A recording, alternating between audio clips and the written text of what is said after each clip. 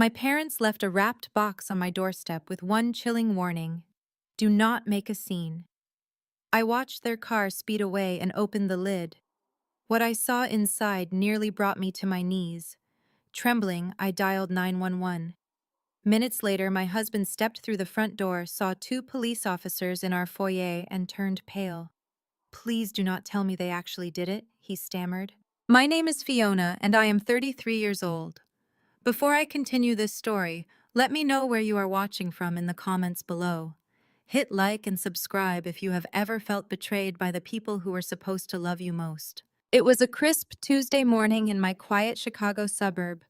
Through the front window, I watched my parents' silver Mercedes SUV speed out of my driveway. The tires screeched, leaving dark marks behind. My mother, Joanne, was in the passenger seat. My father, Harrison, was driving. They had simply pulled up, left something on the porch, and driven away like criminals. I slowly unlocked the front door. Sitting perfectly centered on my front welcome mat was a box.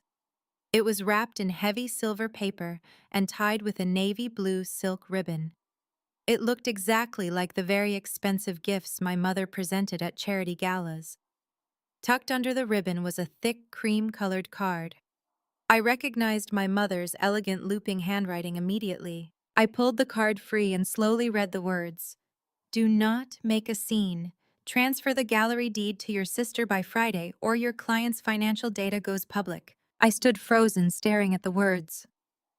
Transfer the gallery deed to Whitney, my sister, the golden child who had never worked a hard day in her life.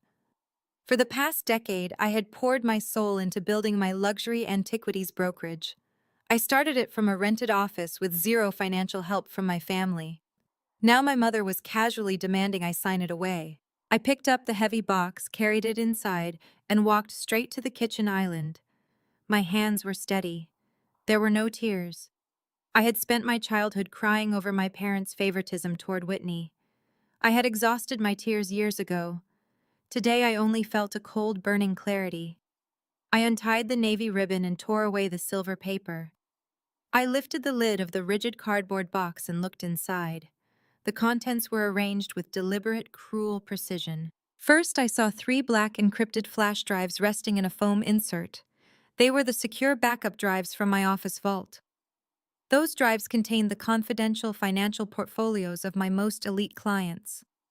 If that data went public, it would result in massive lawsuits and destroy my professional reputation.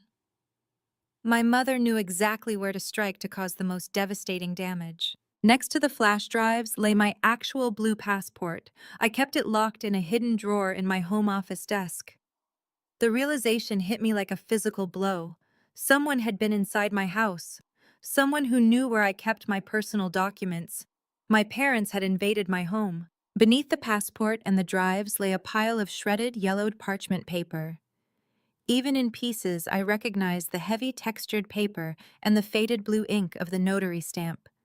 It was my late grandfather's original handwritten will.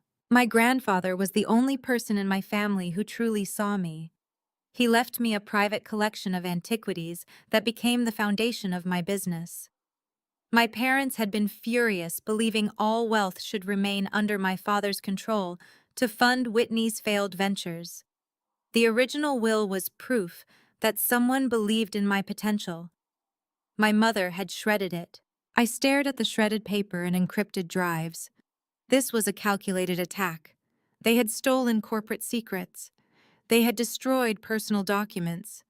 And they were using it all to extort a $2 million commercial property from me. My mother had warned me not to make a scene. She expected me to call her crying, begging for mercy, asking what I needed to do to fix things. She relied on the childhood dynamic where I would always yield. She was wrong. Instead of calling her or collapsing in despair, I pulled out my cell phone and dialed 911. I provided my home address to the dispatcher, keeping my tone completely level. "I need police assistance immediately," I said. "I am reporting corporate espionage and an extortion attempt." The perpetrators stole classified financial data and dropped the blackmail demands on my front porch. "I have the physical evidence here." The dispatcher assured me officers were on the way and instructed me not to touch the evidence. I ended the call and set the phone down. A dark realization formed in my mind. The security vault at my brokerage required dual authentication.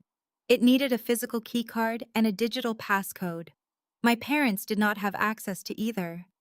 My home office was always locked. My parents had not visited my house in over 4 months. They could not have obtained these items alone. Someone on the inside had to have helped them. Someone who had unrestricted access to both my business and my home. Someone who knew my routines, my hiding spots, and my vulnerabilities. The front door lock clicked heavily. I heard the familiar sound of a briefcase dropping onto the floor mat, followed by the rustle of a heavy wool coat being taken off. "Fiona, I am home," a voice called out. It was my husband, Connor. He walked into the kitchen, stopping dead in his tracks when he saw me. His eyes darted from my face to the open silver box, then to the shredded parchment and encrypted drives. He did not ask what the box was. Instead, a look of sheer panic washed over his features. The color drained from his face. Before he could speak, the sound of approaching sirens wailed in the distance.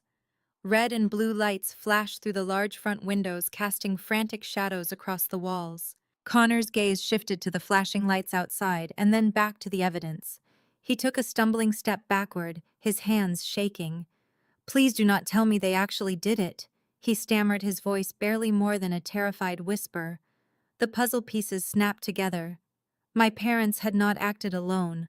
The person I slept next to had handed them the keys to my destruction. A heavy knock shattered the silence. "Chicago police, open up," a voice shouted. Connor stood frozen. His jaw worked silently. The betrayal radiating from him was palpable. I had trusted this man with my deepest insecurities. He knew how hard I had worked to build an independent life. Now he was complicit in the very nightmare I had tried to escape. I walked past him and opened the front door. 2 police officers stood waiting. "I am Fiona," I said, stepping aside. "The evidence is in the kitchen." The officers stepped inside. They immediately noticed Connor, who looked like a trapped animal. The safe, secure life I had meticulously built had been an illusion. The real conflict was only just beginning, and the first enemy I had to face was the man standing in my kitchen. Officer Caldwell, a tall man with sharp, observant eyes, took the lead. He walked slowly toward the kitchen island, his gaze sweeping over the perfectly wrapped silver box, the black encrypted drives, and the shredded remains of my grandfather's will. His partner, Officer Miller, stayed closer to the entryway, keeping a watchful eye on Connor. The air in the room was thick and suffocating. Connor was still frozen near the edge of the kitchen, his face completely drained of color. He looked exactly like a man who had just watched his entire life collapse in front of him.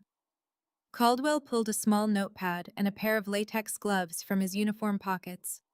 He carefully put the gloves on before leaning in to inspect the threatening note my mother had written. He read the words in silence, then looked up at me. He said, his voice calm and steady. "You mentioned on the phone that this was an extortion attempt involving corporate espionage. Can you explain exactly what these drives are and how they ended up on your kitchen counter?" I pointed directly at Connor, my hand completely steady. "You should ask him," I said, my voice devoid of any emotion. "He is the only other person on Earth who had the security clearance to access that data." Connor flinched as if I had struck him physically. He raised his hands, palms facing outward in a desperate gesture of surrender. "Fiona, please," he stammered, taking a tentative step toward me. "You are taking this entirely the wrong way. It is a misunderstanding, a massive misunderstanding. There is no extortion happening here. Your mother was just being dramatic with that note. You know how she gets when she wants to make a point." Officer Caldwell turned his attention to my husband. His expression hardened into something far more clinical and probing. "Sir," Caldwell said, stepping between Connor and me, "when we walked up to the house, we heard you say, 'Please do not tell me they actually did it.' What exactly were you referring to?" Connor swallowed hard, his Adam's apple bobbing nervously. He looked at the police officers, then at me, his eyes pleading for a lifeline I had absolutely no intention of throwing him. He tugged at the collar of his shirt, suddenly sweating despite the cool morning air. I just meant the prank, he lied, his voice cracking slightly. Her parents have a strange sense of humor. They like to play practical jokes. It is a family dynamic thing. A prank, I repeated, letting the word hang in the quiet kitchen. You think stealing confidential financial portfolios from a dual authentication vault is a practical joke. You think breaking into my home to shred my grandfather's legal documents is a prank. Connor, I want you to look at these police officers and tell them exactly how my parents bypassed the biometric scanner and the 64-character encryption sequence on my office mainframe. Because unless my mother suddenly became an elite hacker overnight, someone handed her the keys to my business. Connor looked away from me, unable to hold my gaze. He stared at the hardwood floor, shifting his weight from one foot to the other. Officer Miller stepped forward slightly, placing a hand on his utility belt. Mr. Vance Caldwell said, his tone dropping an octave. This is a very serious situation. We are looking at grand larceny, breaking and entering, and extortion. If you have information about how these items were removed from a secure facility, you need to tell us right now. Lying to us will only make you an accessory to a felony. The threat of prison time finally broke through Connor's practiced corporate composure. His shoulders slumped, and he let out a long, shaky breath. Okay, he mumbled, rubbing his hands over his face. Okay. Nobody broke into your office, Fiona. I let them in. I gave Harrison the digital passcodes. But it was not a theft. I swear to you, it was not a theft. He promised me they only wanted to look at the list. They just wanted to borrow the contact information. I felt a cold knot twist deep in my stomach. You gave my father the vault codes, I asked, my voice dropping to a harsh whisper. You handed him the financial data of international estate collectors, politicians, and tech founders, people who trust me with millions of dollars. You gave that to Harrison. Connor took another step toward me, his tone suddenly shifting from panic to condescension. He tried to project the soothing, reasonable voice he always used when he wanted to make me feel small. Fiona, you are blowing this way out of proportion. You are acting hysterical over a simple favor. Your sister is in trouble. Whitney is drowning. Her luxury concierge app is burning through cash, and she is weeks away from declaring bankruptcy. She just needed a lifeline. I stared at him, feeling a profound sense of disgust. My sister Whitney had launched 3 different lifestyle businesses in the past 10 years. My parents had funded every single one of them, pouring hundreds of thousands of dollars into her vain attempts to become a celebrity entrepreneur. Each business had failed spectacularly due to her laziness and entitlement, and now they were willing to sacrifice my entire career to save her 4th attempt. A lifeline, I echoed. So your solution was to give them my client roster. You thought they could just spam my elite buyers to beg for venture capital funding. Connor let out an exasperated sigh, acting as if I was the one being unreasonable. Yes, Fiona. They just wanted to send a few emails. Harrison asked me for the list last week. He said Whitney needed access to high-net-worth individuals to secure her next round of funding. He promised they would not copy the actual financial data. They just wanted the names and email addresses. You are being completely selfish. She is your sister. You have all these wealthy connections and you refuse to share them. We are family. Families help each other. I shook my head slowly, marveling at the pure delusion standing in front of me. You do not borrow a client list, Connor. That is a massive violation of federal privacy laws. It is a breach of fiduciary duty. If those names get out, my brokerage is finished. I will be sued into oblivion and I will lose my license. You knew this. You are a financial consultant. You know exactly what kind of legal peril you put me in. Connor crossed his arms over his chest, his jaw tightening. He was doubling down on the gaslighting, trying to make me doubt my own reality. You are always so paranoid, Fiona. You always think everyone is out to get you. Your parents love you. They do not want to ruin your business. They just want you to be a team player for once. If you would just help Whitney voluntarily, they would not have to go to these extremes. This is exactly what your mother meant by not making a scene. You are overreacting and trying to turn a family favor into a criminal investigation. Officer Caldwell interrupted the ridiculous tirade by holding up a clear plastic evidence bag containing the threatening note my mother had written. "Sir, I am going to respectfully stop you right there," Caldwell said, his voice firm. "This is extortion." Caldwell signaled to his partner. "Officer Miller, step into the living room with Mr. Vance. We need to separate the two parties." Connor reached a hand out toward me. "Fiona, you cannot let them do this," he pleaded.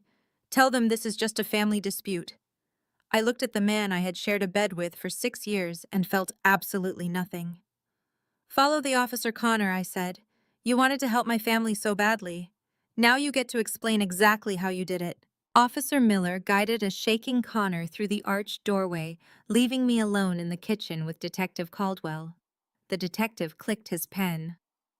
"All right," Fiona Caldwell said softly. "Extortion of this magnitude does not just happen overnight. Why would your own parents go to these lengths to force you to sign over a commercial property?" I leaned against the cool quartz countertop. "To understand what is happening right now, you have to understand my sister Whitney," I explained. "My parents, Harrison and Joanne, have spent their entire lives treating my accomplishments as a bank account to fund Whitney's failures. Whitney is the golden child. The only problem is that she has never actually earned a single dime on her own." Caldwell completely stopped writing. "And they use you to subsidize her lifestyle." I nodded. "When I was 22, I won a highly competitive small business grant. My parents forged my signature on the withdrawal slips and used the money to pay for Whitney's destination wedding in Tuscany. When I confronted them, my father told me I was being selfish. The marriage lasted 8 months. The debt they put me in took 4 years to pay off." Caldwell stopped writing. "They stole your business capital to pay for a wedding. Why did not you press charges back then?" "Because I was young, and I still believed they might actually love me," I said. "I thought if I just worked harder, they would finally respect me."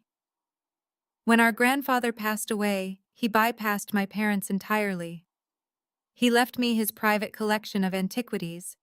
It was the seed money for the brokerage I run today. Whitney, on the other hand, has launched and crashed 4 different lifestyle brands. Her current venture is a luxury concierge application. It is hemorrhaging money. She needs a physical flagship location to secure a new round of venture capital funding. I pointed to the silver box on the counter. "My brokerage operates out of a prime $2 million building. I own the deed outright. My parents want me to sign it over to Whitney so she can use my real estate as collateral for her failing app. They know I would never do it voluntarily, so they stole my client data to force my hand." Caldwell slowly shook his head.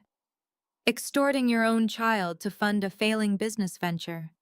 But your husband had the access codes. Why on earth would he help them?" Before I could answer, a sudden shout echoed from the living room. "I am not a criminal," Connor yelled at Officer Miller. "You do not understand the pressure I was under. Harrison promised he would fix it. He promised me a clean slate." Caldwell and I stepped quietly toward the arched doorway, listening to the interrogation. "Fix what?" Mr. Vance, Officer Miller calmly asked. "Exactly what did Harrison Wilson promise to fix in exchange for the security codes to your wife's firm?" Connor was pacing the length of the living room rug. "The stock market," he blurted out. "The day trading accounts. I was heavily leveraged. I took out margin loans thinking I could double the returns on a tech IPO. The stock tanked. The margin calls came due all at once. I was down $400,000. The brokers were going to place a lien on our house." I grabbed the edge of the door frame to steady myself. While I was out working 80-hour weeks flying across the country to source rare, beautiful antiquities, my husband was secretly gambling away our financial security. I did not know what to do. Connor continued, his voice cracking into a sob. "I could not tell Fiona. She would have divorced me on the spot." Then Harrison approached me. He noticed I was moving money around from our joint savings. He confronted me at a golf luncheon. He told me he knew about the debt. "And he offered you a deal," Caldwell said, stepping fully into the living room. "He offered to pay off your day trading debt if you gave him the keys to the kingdom." Connor jumped, spinning around to face Caldwell. Tears were streaming down his face now. "Yes," he loudly cried out. Harrison said Whitney just needed a little leverage to get the gallery deed. He wired the $400,000 to my offshore trading account last Thursday. All I had to do was give him the administrative passwords and the physical keycard for one night. I did not know they were going to steal the client portfolios. I did not know they would shred her grandfather's will. I just wanted to be free of the debt. I stepped into the living room. Connor suddenly saw me and visibly flinched, crumbling inward like a deflated balloon. "You sold my entire life for $400,000. I said, my voice cold and hollow. "You handed my parents the weapon to destroy my business because you were too much of a coward to admit you had a gambling problem." Connor dropped to his knees right there on the Persian rug. "Fiona, please forgive me," he begged. "I can fix this. We can talk to Harrison. We can make a deal with him. Do not let them arrest me. I am your husband." Caldwell did not hesitate. He gave a sharp, definitive nod. "Cuff him," Caldwell ordered. Miller stepped forward, grabbing Connor's wrist and twisting his arm smoothly behind his back. The sharp metallic click of the handcuffs ratcheting closed echoed through the silent house. It was the most satisfying sound I had ever heard. Connor Vance Caldwell recited, "You are under arrest for accessory to extortion, corporate theft, and conspiracy to commit grand larceny. You have the right to remain silent. Anything you say can and will be used against you in a court of law." As Miller hauled him up, Connor realized that crying and begging were not going to work. The panic in his eyes instantly morphed into a cornered, vicious rage. The mask fell away, revealing the pathetic, spiteful man he truly was. He dug his heels into the carpet, resisting the officer's grip as they marched him toward the front door. "You are making a huge mistake," Fiona Connor screamed, his face turning a mottled red. "You have no idea who you are messing with. You do not know what Whitney has waiting for you." I stood perfectly still, watching him struggle. "What are you talking about, Connor?" He laughed, a harsh, manic sound that bounced off the foyer walls. "Whitney's new fiancé." Connor sneered, struggling against the handcuffs as they dragged him outside. "Did your mother conveniently forget to mention him in her little gift box? She is engaged to Richard Sterling. He is a corporate liquidator, Fiona. A shark. If you do not drop these charges, he will destroy you in court. He will strip you to the bone. You will lose everything." The battle lines were now clearly drawn for the long war ahead. The heavy oak front door clicked shut, cutting off the sound of Connor's frantic voice.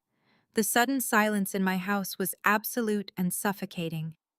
I stood alone in the foyer, staring at the empty space on the Persian rug where my husband of 6 years had just knelt and confessed to selling my livelihood. The faint wail of the police cruiser's siren faded into the distance, taking him away. I walked back into the kitchen. The silver gift box still sat on the island, the shredded pieces of my grandfather's will scattered across the quartz countertop like dirty snow. I felt completely hollowed out. Before I could even begin to process the sheer magnitude of the betrayal, my cell phone vibrated against the marble counter. The screen illuminated with a blocked caller ID. I knew exactly who it was. I considered letting it go to voicemail, letting the police handle everything from this point forward. But a cold, rigid anchor had taken hold in my chest. I wanted to hear him say it. I needed to hear the sound of the voice of the man who had orchestrated the destruction of my marriage and my business. I swiped the screen to accept the call and lifted the phone to my ear without saying a single word. "Are you out of your mind?" The voice of my father Harrison boomed through the speaker. He was apoplectic, his breath coming in sharp, angry bursts. "I just got a frantic call from Connor's lawyer. You actually had him arrested. You brought the police into this. What is wrong with you, Fiona? Have you completely lost your grip on reality?" I gripped the edge of the kitchen island, my knuckles turning white. "You broke into my home, Dad. You stole classified corporate data. You shredded Grandpa's will. That is not a family dispute. That is a string of felonies." "Oh, stop being so dramatic!" Harrison snapped, utterly dismissing the gravity of his actions. "Nobody broke into anything. Your husband let us in. He opened the vault voluntarily. We did not steal a single thing. We made digital copies of a client list. That is networking, Fiona. That is just business." And as for that ancient piece of paper from your grandfather, I was doing you a huge favor. You have been clinging to the past for far too long. It is time you started looking at the future of this family, instead of just looking out for yourself. The future of this family, I repeated, my voice dropping to a dangerous calm. You mean Whitney? Yes, I mean Whitney, he said, his tone shifting into the patronizing cadence he had used to manage me since I was a little girl. He always spoke to me as if I were an ungrateful employee rather than his daughter. She is finally making real moves, Fiona. She is marrying Richard Sterling. Do you have any idea what kind of doors Richard can open for her? For all of us. But Richard is a man who respects tangible assets. He expects his future wife to bring something substantial to the marriage. Whitney's concierge application is on the verge of a massive breakthrough.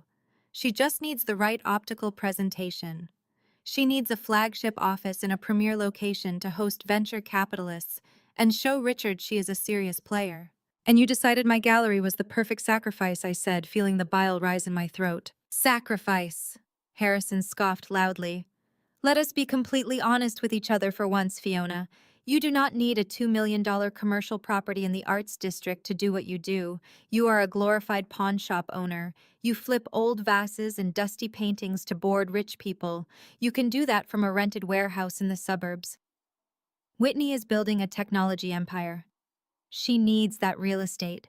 She needs the prestige. You owe this to your sister. You owe this to the family that raised you. I closed my eyes, absorbing the sheer toxicity of his words. For 33 years, this had been his tactic. He weaponized my childhood insecurities at every turn. Whenever I achieved something, he diminished it. Whenever Whitney failed, he demanded I subsidize her recovery. He wanted me to feel small so Whitney could feel big. I do not owe you anything, I told him, my voice remarkably steady, and I am not signing my property over to Whitney. You have nothing left to bargain with. The police have the flash drives. Connor is in a holding cell. It is over. A low, dark chuckle echoed through the phone. It was a sound completely devoid of paternal affection. You really think I am that stupid, Fiona Harrison? Asked, his voice dropping into a cold, menacing register. You think I would give Connor the only copies of the data to drop on your porch? Those drives were just a prop, a visual aid to make sure you understood we were serious. I have the master files secured on a remote server. Every bank account number, every private acquisition, every hidden asset your clients trust you to keep confidential. The blood roared in my ears. If you leak that, I said, struggling to keep my voice from shaking, you will go to federal prison. They have to prove I did it first, he replied smoothly. And they never will. It will be an anonymous leak to the financial press.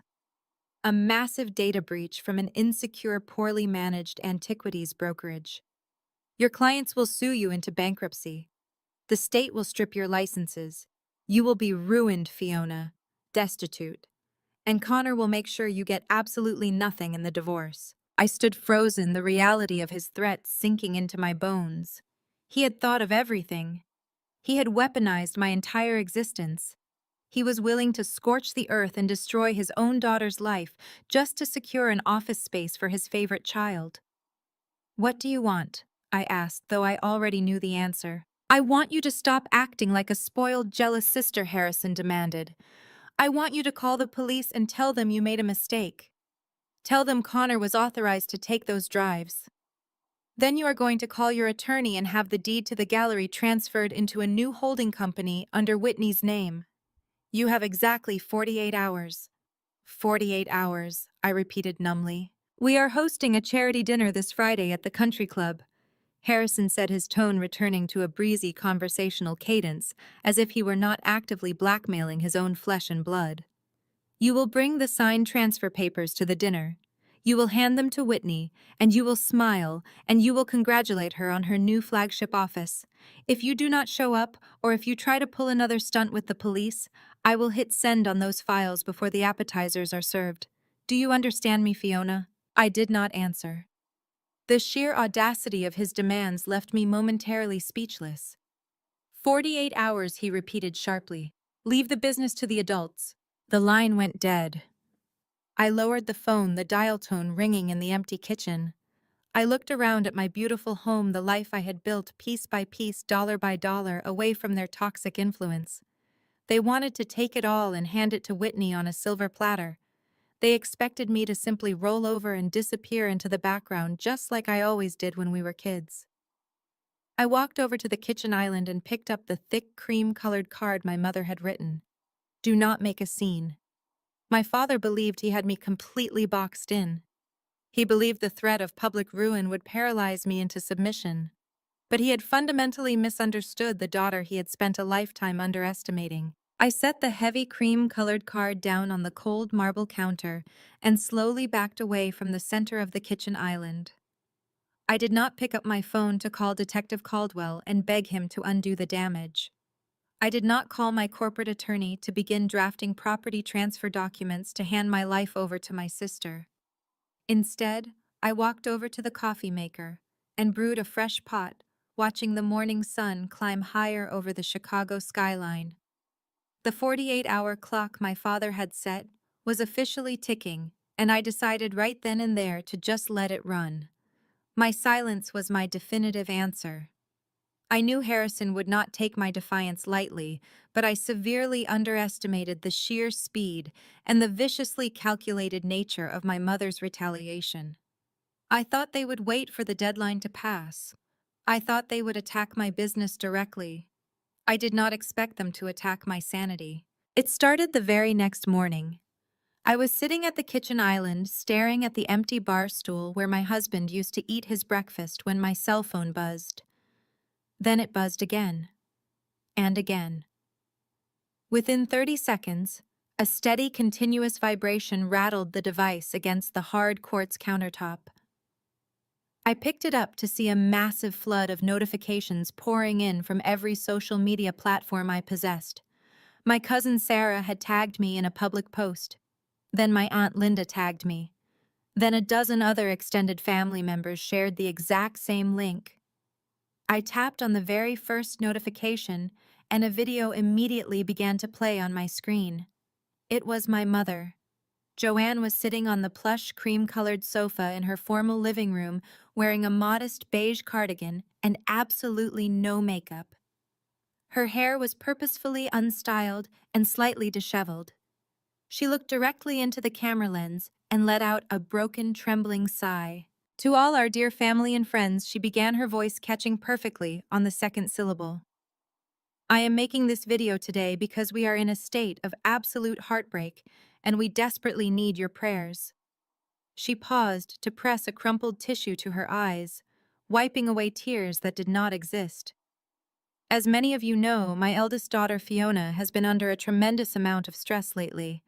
Her business is failing. She is drowning in debt. And sadly, her marriage to Connor has completely collapsed. The lies flowed from her mouth with a chilling, practiced ease.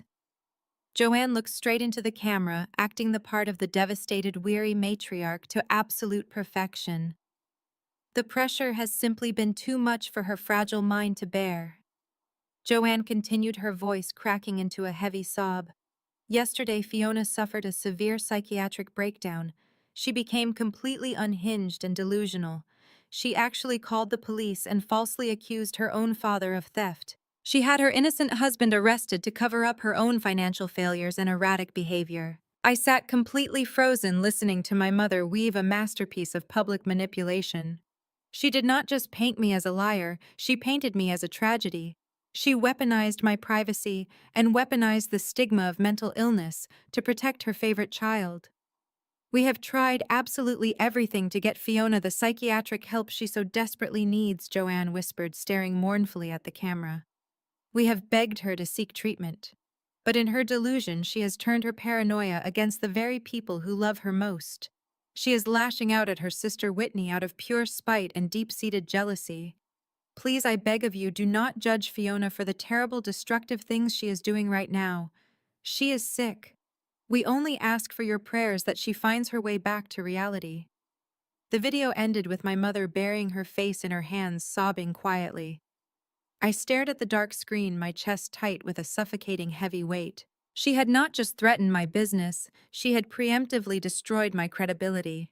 If I tried to defend myself, I would just look exactly like the unhinged, paranoid woman she claimed I was. The comments under the video were a sickening chorus of sympathy for my brave mother and prayers for my poor, broken mind. But the text messages flooding my phone directly were not sympathetic at all. They were brutal. My Aunt Carol was the very first to send a direct message. I am absolutely disgusted by you, Fiona. How could you put your parents through this public nightmare after everything they have sacrificed for you? You need to drop these ridiculous fake charges against Connor and your father immediately and get yourself checked into a hospital. Before I could even process the vitriol of that message, another notification popped up. This one was from my cousin Greg. You have always been insanely jealous of Whitney, but having innocent people arrested just to cover up your bankrupt business is a brand new low. You are toxic. Stay far away from the rest of the family until you are properly medicated. The screen blurred as message after message poured into my inbox. Aunts, uncles, cousins, people I had shared Thanksgiving dinners with for 3 decades, people whose weddings I had attended, whose children I had bought gifts for. They all turned on me in a matter of hours. Not a single person picked up the phone to call me and ask for my side of the story. Not one relative paused for a moment to question if my mother's tearful performance might actually be a carefully orchestrated lie designed to protect a criminal. They simply swallowed the completely fabricated narrative that I was a jealous, spiteful sister losing my grip on reality. They demanded I apologize to Whitney for trying to ruin her happiness and her future. They demanded I drop all the criminal charges and immediately beg for my parents' forgiveness. The social isolation was immediate and it was completely absolute. I was entirely cut off from the only family network I had ever known since I was a little girl. My mother had effectively built an impenetrable brick wall around me, ensuring that if I spoke out, I would be screaming into a void. Anyone who listened would naturally view my claims as the wild ramblings of a sick, bitter woman having a nervous breakdown. I set the phone face down on the kitchen island and walked slowly into the living room. The silence of the large house pressed in on me, heavy and absolute. Connor was sitting in a cold jail cell facing multiple serious felony charges. My parents were officially my worst enemies. My entire extended family viewed me as a psychiatric case study who needed to be locked away permanently. I had never felt so entirely alone in my entire life.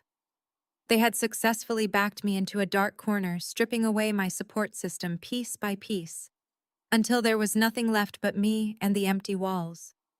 They thought this severe isolation would break my spirit. They also thought the shame of public humiliation would force me to quietly sign away my property and beg for their mercy. They desperately wanted me to feel utterly powerless so that I would surrender my life to save my sister. I refused to give them the satisfaction of my surrender. I pushed myself off the living room wall and took a deep breath, letting the cool air of the empty house fill my lungs. The smear campaign was a distraction. It was a loud, obnoxious circus designed to keep me panicked and off balance while they held my actual livelihood hostage. I needed to move, and I needed to move right now. If Harrison had the digital portfolios secured on a remote server, he might still be looking for blind spots in my network to exploit. I had to lock down the central mainframe at my gallery before he could do any more damage. I walked briskly down the hallway to my home office, shutting the heavy oak door behind me, as if trying to barricade myself against the chaos outside. I sat down at my glass desk and opened my laptop.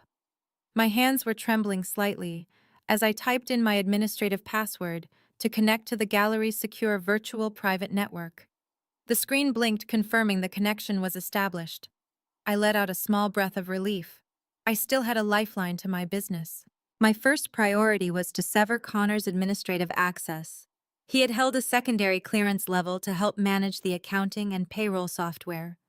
It was a remnant of trust from early in our marriage, back when I foolishly believed we were building a life together as partners. I clicked on the directory for the master server, intending to revoke his permissions and initiate a forced global logout. The screen hung for a fraction of a second. Then a harsh red dialog box snapped into the center of the display. Access denied. I frowned, staring at the bold text. I typed my password again, making sure to hit every key with deliberate precision. I hit enter. Access denied. A cold sweat began to prickle along my hairline. That was impossible. I was the founding owner and the primary systems administrator. I wrote the foundational security protocols myself when I opened the brokerage. I pulled up the secondary access portal and typed in my emergency bypass sequence. It was a 64-character alphanumeric string that I had memorized specifically for catastrophic network failures. The progress bar spun for 3 agonizing seconds. Invalid credentials. Account locked. My heart hammered against my ribs like a trapped bird.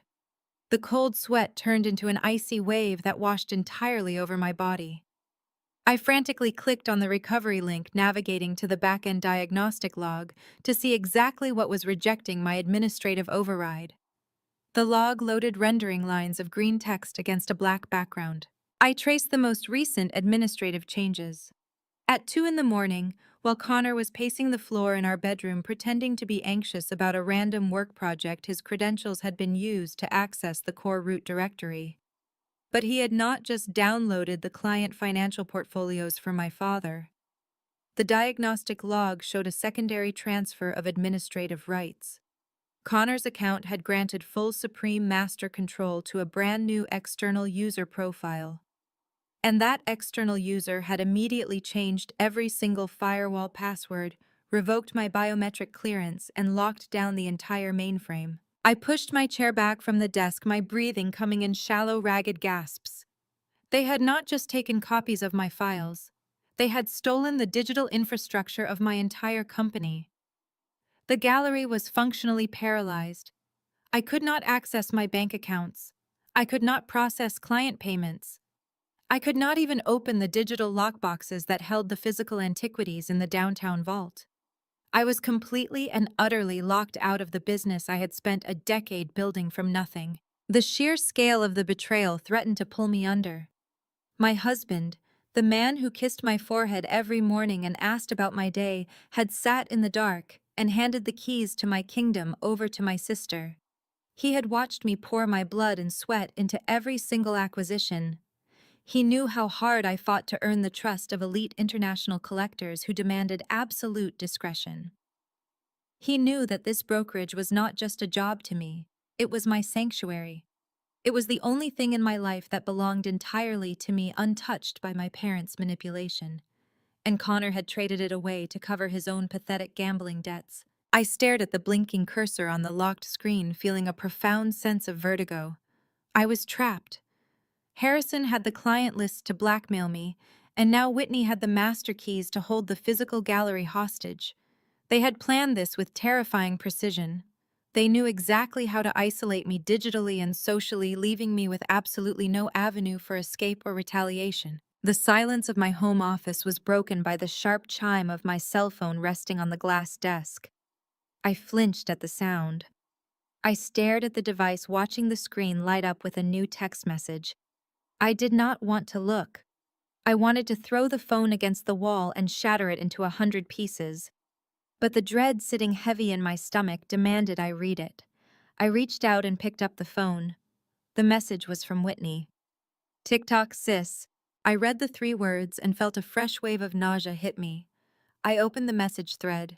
"Sign the transfer deed at the family charity dinner on Friday, or the entire mainframe gets wiped. Leave the business to the adults." I dropped the phone onto the desk as if it had physically burned me. I gripped the edges of the glass surface, my knuckles turning stark white. The sheer arrogance of her demand was suffocating. Leave the business to the adults. Whitney had never worked a 40-hour week in her entire life. She had never stayed up until 3 in the morning balancing ledgers or negotiating with difficult vendors. She simply expected the fruits of my labor to be handed to her because she had always been handed whatever she desired. I sat in the quiet room, the reality of my situation closing around me like a vice.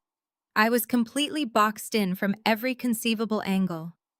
If I went to the police with the cybercrime, my father would carry out his threat to anonymously leak the client portfolios to the financial press.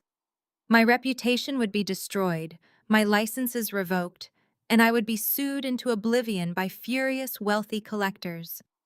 If I tried to hire a cybersecurity firm to hack back into my own mainframe, Whitney would see the breach attempt and simply wipe the servers clean. All of my acquisition history's authentication certificates and legal contracts would be permanently deleted. They held every piece of my life in their hands. My marriage was a casualty of Connor's cowardly greed. My family was a pack of wolves tearing me apart. My business was moments away from total annihilation. I rested my forehead against the cool glass desk. They wanted me to walk into that charity dinner and surrender. They believed they had cornered a scared little girl. They did not realize I had spent a decade surviving. I was not going to smile for their cameras. I would never surrender. I closed the lid of my laptop with a soft click. My phone was vibrating on the glass desk as another wave of vicious text messages poured in from my aunts and cousins. I picked up the device, navigated to the settings menu, and turned it off completely. The sudden total silence in my home office was glorious. I was not going to play their game. I was not going to post a tearful video defending my sanity or engage in a pathetic public mudslinging match with my mother. I would not text my father to beg for more time. I would not send a single word to my sister. Silence was the one response they had not anticipated, and it would drive them absolutely insane. They wanted a reaction. They wanted me to panic. I was going to give them nothing but a ghost. I stood up and walked into my master bedroom. I bypassed the casual clothes I usually wore for gallery installations and went straight to the back of my closet. I pulled out a tailored charcoal gray suit, a crisp white silk blouse, and my sharpest black heels. I dressed with meticulous care, pulling my hair back into a sleek, tight twist. I applied my makeup with clinical precision, masking the exhaustion under my eyes and highlighting the sharp angles of my cheekbones.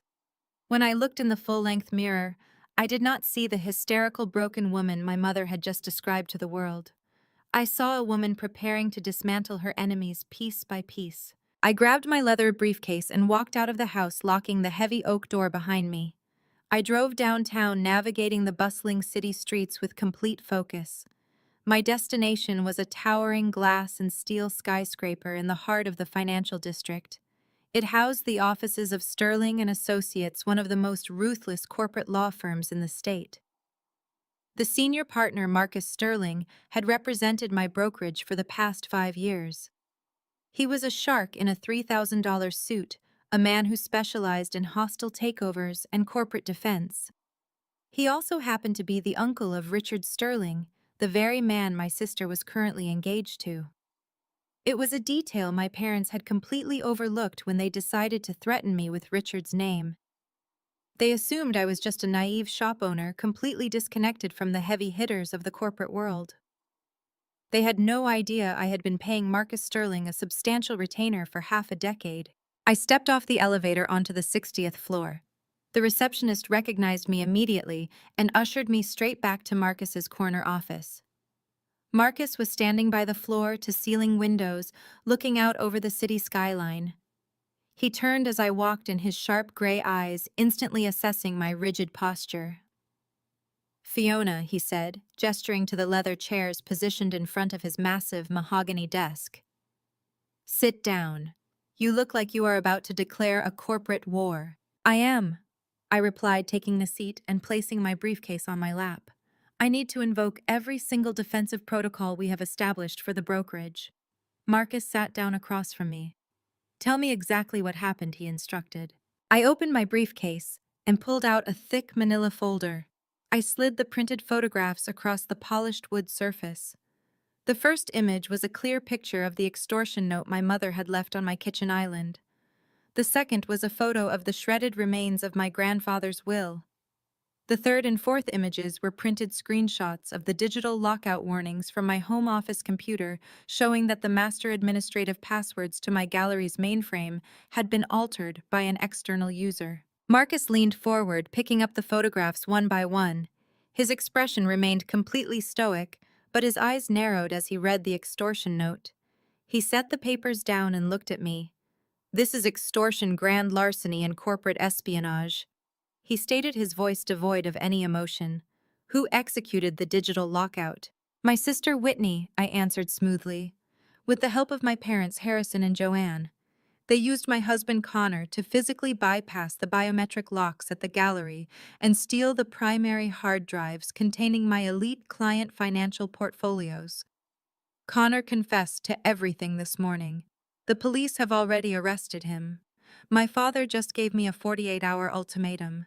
If I do not sign the deed of my $2 million gallery over to Whitney at the charity gala this Friday, he is going to leak the client portfolios to the financial press and ruin my brokerage. Marcus leaned back in his chair, staring at me with a mix of professional outrage and deep curiosity.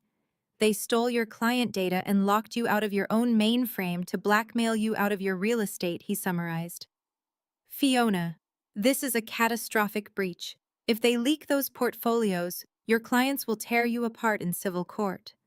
We need to file an emergency injunction immediately to freeze their assets, and we need to bring in a cybersecurity team to try and regain control of your servers before your sister can delete your operational history. I sat perfectly still, letting his words wash over me. I simply looked at my high-powered attorney and offered him a small, cold smile.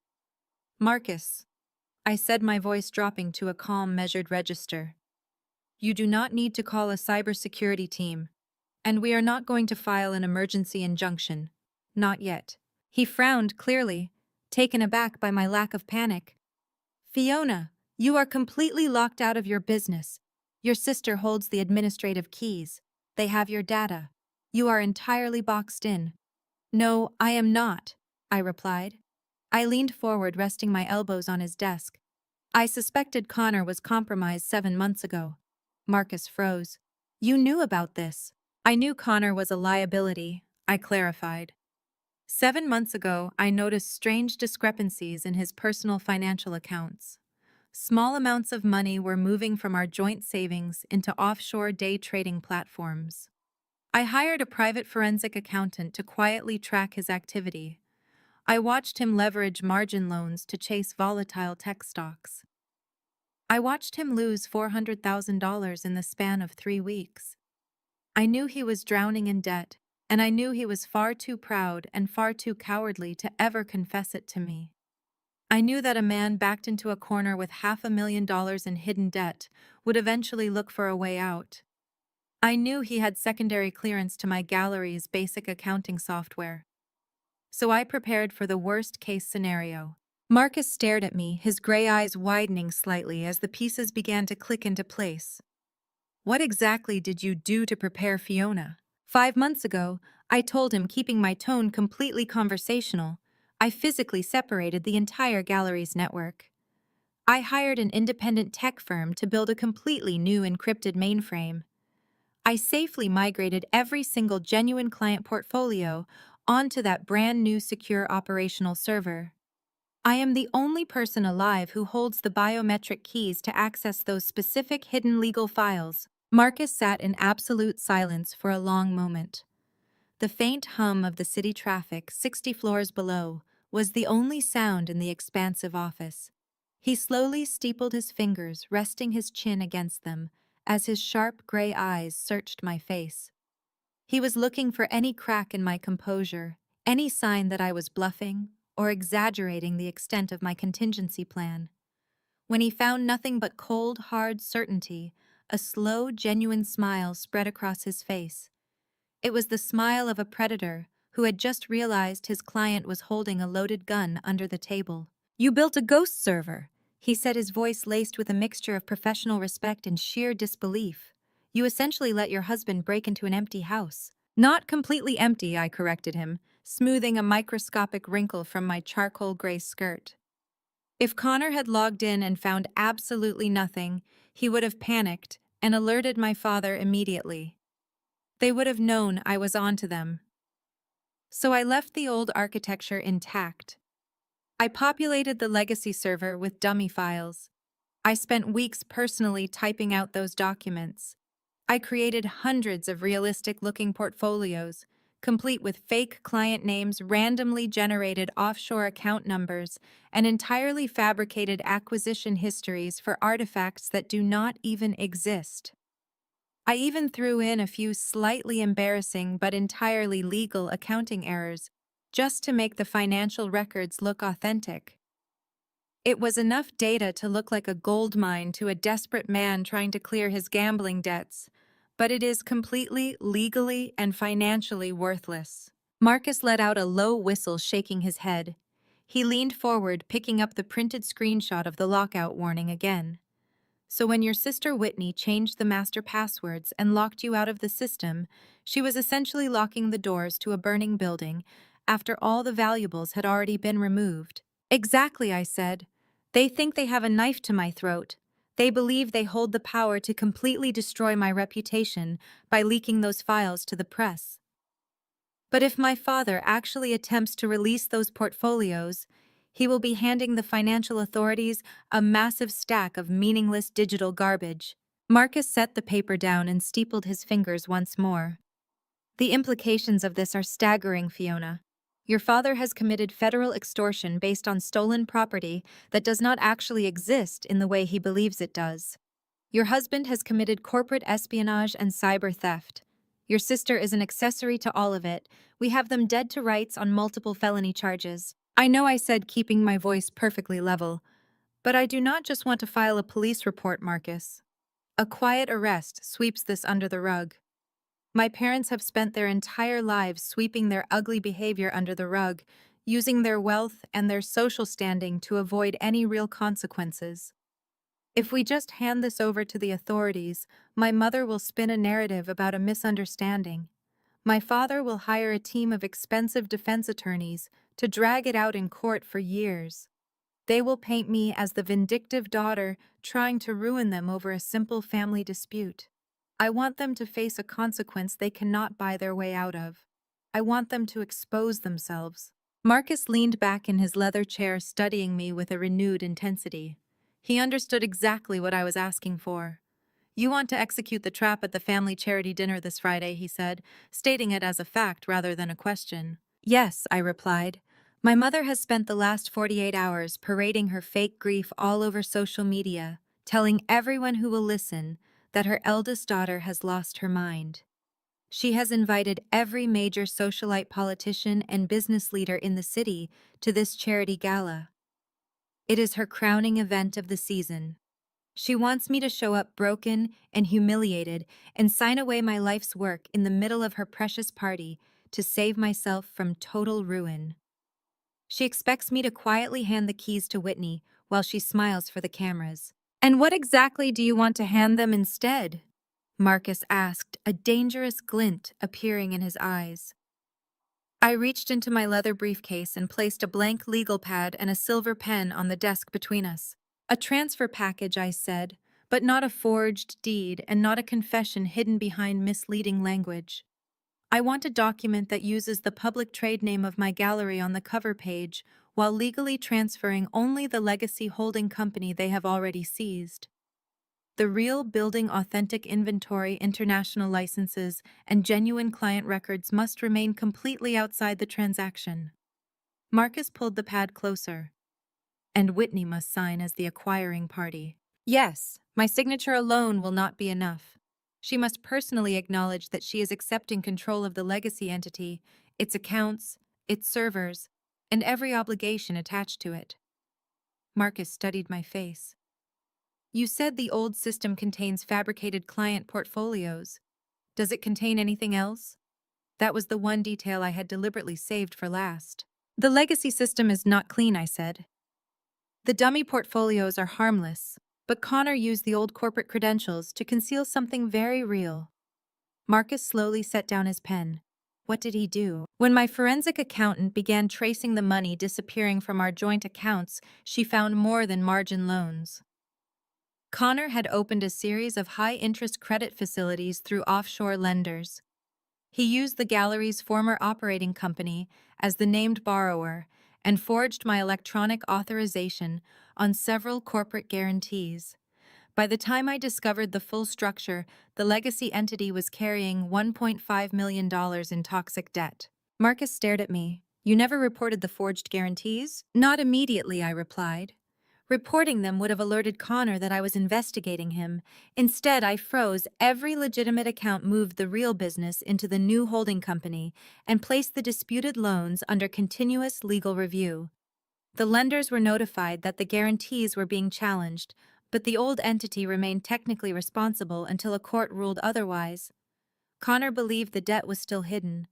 My father believed he was paying off only $400,000. Neither of them realized how deep the hole had become. Marcus stood and walked toward the windows, thinking through the structure. So the company your sister seized contains worthless data, no authentic art assets, and a mountain of contested liabilities.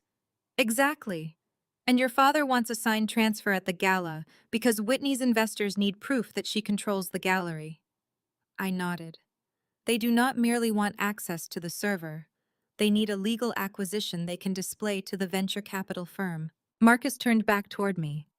Then, administrative access alone is not enough.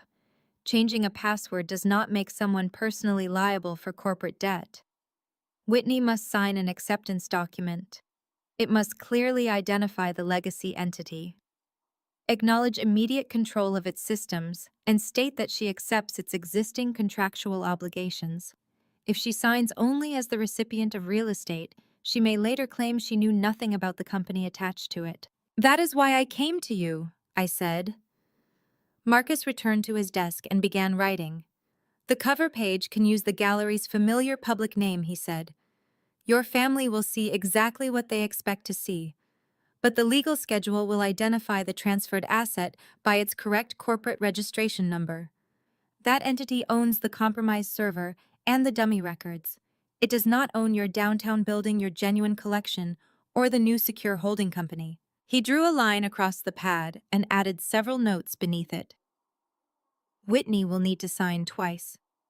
The first signature accepts membership and operational control.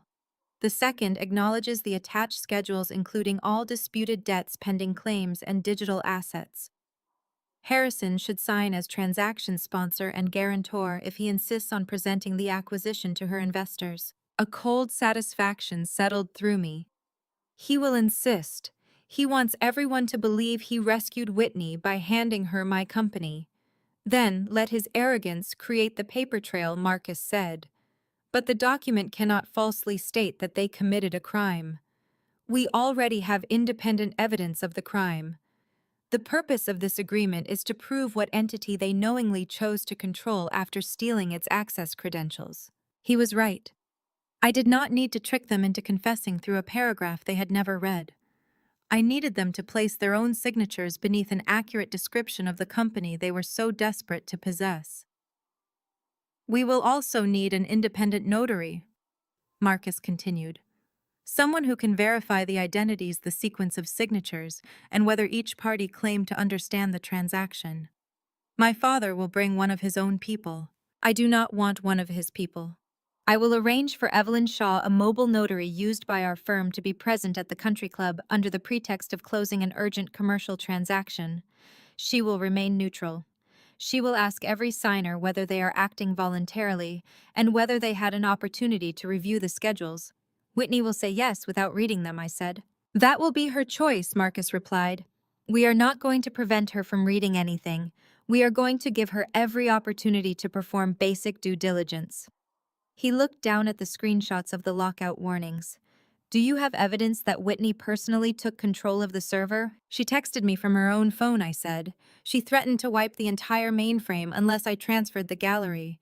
The forensic team preserved the message, the device information, and every administrative change made after Connor handed over his credentials. Good. That connects her threat to the system. The agreement will connect her signature to the entity. Neither replaces the other. Marcus separated my mother's handwritten note from the digital screenshots and arranged the evidence into 3 piles. One package goes to Detective Caldwell, he said. One remains with my firm. The third stays encrypted with the cyber team. If Harrison tries to upload the dummy portfolios, the monitoring software will preserve the originating device network address, destination, and exact time of transmission. And if he never sends them, we still have the blackmail note, Connor's confession, Whitney's messages, and the bank transfers. The gala is not necessary to prove that the crime occurred. It is necessary to stop your family from hiding behind the claim that this was merely an emotional misunderstanding. That distinction mattered. I was not walking into the country club to manufacture a crime. The crime had already happened. I was giving them one final opportunity to claim ownership of their decisions in front of the investors they intended to deceive. Marcus tapped the legal pad. When you arrive, act exactly as defeated as they expect. Let Harrison describe the transaction in his own words. Do not introduce false facts. Do not pressure Whitney to sign. Place the documents on the table and allow them to decide what they are willing to accept. They will pressure me, I said. I know. Evelyn will document the condition of the room and the order in which everything occurs. If they threaten you again, remain calm. Every word they speak will strengthen the existing case. I looked down at the blackmail note. Do not make a scene. My mother had written those words because she believed silence belonged to her. She thought silence was the cage that would keep me obedient. By Friday night, silence would become the space in which every one of them exposed themselves. Marcus continued writing, his pen moving rapidly across the paper. After the signing, do not leave the country club. Go to the upper balcony overlooking the ballroom. The forensic team will send a presentation file containing the preserved footage, the bank transfers, and the blackmail evidence to a secure drive. Detective Caldwell will decide when there is sufficient cause to execute the warrants. I want the investors to see what they were being asked to finance, I said. They can see authentic evidence, Marcus replied, but Caldwell must approve anything taken from the active investigation. We will coordinate with him before Friday. You are not going to compromise a criminal case for a dramatic reveal. I nodded. The spectacle mattered less than making the truth impossible to erase. Marcus added one final note. There is another practical issue. Your family will expect you to sign first. That is acceptable. Your signature will authorize the transfer only if the acquiring party completes every acceptance line. Until Whitney signs, nothing changes. The instant she signs and the notary seals the document, the legacy entity and its disclosed obligations become hers, including the $1.5 million, including the disputed debt, the compromised server, and every legal problem attached to that company, Marcus confirmed. Your real gallery remains protected under the new holding structure. I imagined Whitney sitting at the head of a private table, too intoxicated by victory to read the schedules placed in front of her. I imagined Harrison ordering her to sign because investors were waiting outside. They had spent their entire lives treating due diligence as something lesser people performed. They believed wealth and confidence could replace caution. Their own habits would finish what my preparation had started. Marcus closed the legal pad. We will have the transfer package, certified corporate schedules, and notarization protocol ready by Friday. The cyber team will maintain the live trace. Caldwell will receive the complete evidence set tomorrow morning. I stood and picked up my briefcase. The crushing weight that had followed me into the office was gone. In its place was a colder, steadier awareness. I finally understood the difference between revenge and accountability. Revenge depended on anger. Accountability depended on records, witnesses, and consequences no one could purchase away. No improvising, Marcus warned as I moved toward the door. Harrison may become dangerous when he realizes he has lost control. I met his eyes. I have spent 33 years watching him lose control whenever anyone told him no. This time, I will not be alone. Marcus gave one firm nod. Go to Caldwell. Give him everything. By Friday night, your family will either walk away from the transaction or sign for exactly what they demanded. I turned toward the door. The plan was no longer a fantasy built out of rage. It was a documented sequence, supported by evidence, independent witnesses, and people my family could not intimidate. For the first time since the silver box appeared on my doorstep, I was not reacting to their attack. I was controlling what happened next. I walked out of Marcus Sterling's office and took the elevator to the lobby. I did not go home. Instead, I drove straight to the police precinct, where Detective Caldwell had been holding Connor since the early morning hours. Caldwell was waiting for me in a small, windowless conference room near the back of the precinct. His tie was loosened and several thick manila folders were spread out across the scratched metal table. Have a seat, Fiona, he said, pointing to the metal folding chair across from him. We have been busy since you called. Connor has been talking. In fact, he has not stopped talking since we put him in holding. He is terrified. I sat down. Did he admit to the data theft? I asked, my voice steady. He admitted everything, Caldwell replied, sliding a laptop toward the center of the table. He handed over his cloud passcode, hoping for a plea deal. We found the digital trail, but we also found something better. We pulled footage from both your private server room and the underground loading garage. The two camera systems captured the theft and the handoff from different angles. Caldwell tapped the keyboard. A black and white video played showing a timestamp from 3 days ago, just past midnight. The heavy reinforced door to my server room swung open. Connor stepped into the frame wearing a dark hoodie, pulling it up around his face, as if that would somehow hide his identity from the cameras he explicitly knew I had installed. I watched my husband move toward the primary server rack. His hands were shaking as he plugged a small, external hard drive into the port. I felt a cold knot tighten in my stomach. Seeing it on a diagnostic log was one thing. Watching the man I had shared a bed with for years physically steal my life's work with such deliberate, calculated movements was entirely different. He was in there for 19 minutes, Caldwell noted, tapping the screen. He downloaded what he thought was your entire client database. We have the physical drive in evidence now. He surrendered it, hoping it would grant him leniency. Let him keep hoping, I said, my tone flat. He committed corporate espionage. Caldwell nodded and closed the laptop. That is not the only thing we found, Fiona. When we subpoenaed his bank records, we were looking for the gambling debts you mentioned. We found those. They are massive. But we also found the funding source keeping him afloat. He opened one of the thick manila folders and pulled out a stack of bank statements. He laid them out in front of me, tracing a line down the page with his pen. Starting 8 months ago, someone began making large, consistent wire transfers into a hidden offshore account under Connor's name. $50,000 here, $75,000 there. It was always just enough to cover his most aggressive margin calls and keep the loan sharks from breaking his legs. I leaned forward, examining the routing numbers. My eyes scanned the originating account information. The offshore shell corporation used to send the funds was heavily layered, but I recognized the primary holding company immediately. It was one of the subsidiary investment firms owned entirely by my father. Harrison was paying him. I whispered, the reality of the conspiracy settling heavily over me. My father was funding his gambling addiction. Caldwell leaned back in his squeaky metal chair, his expression grim. Your father was not just funding the addiction, Fiona. He was financing a corporate spy. He kept Connor desperate enough to stay on the hook, but comfortable enough to remain in your house and access your networks. Connor admitted your father explicitly instructed him to acquire the client portfolios in exchange for wiping his massive debt clean. Your father orchestrated this entire breach. I stared at the bank statements.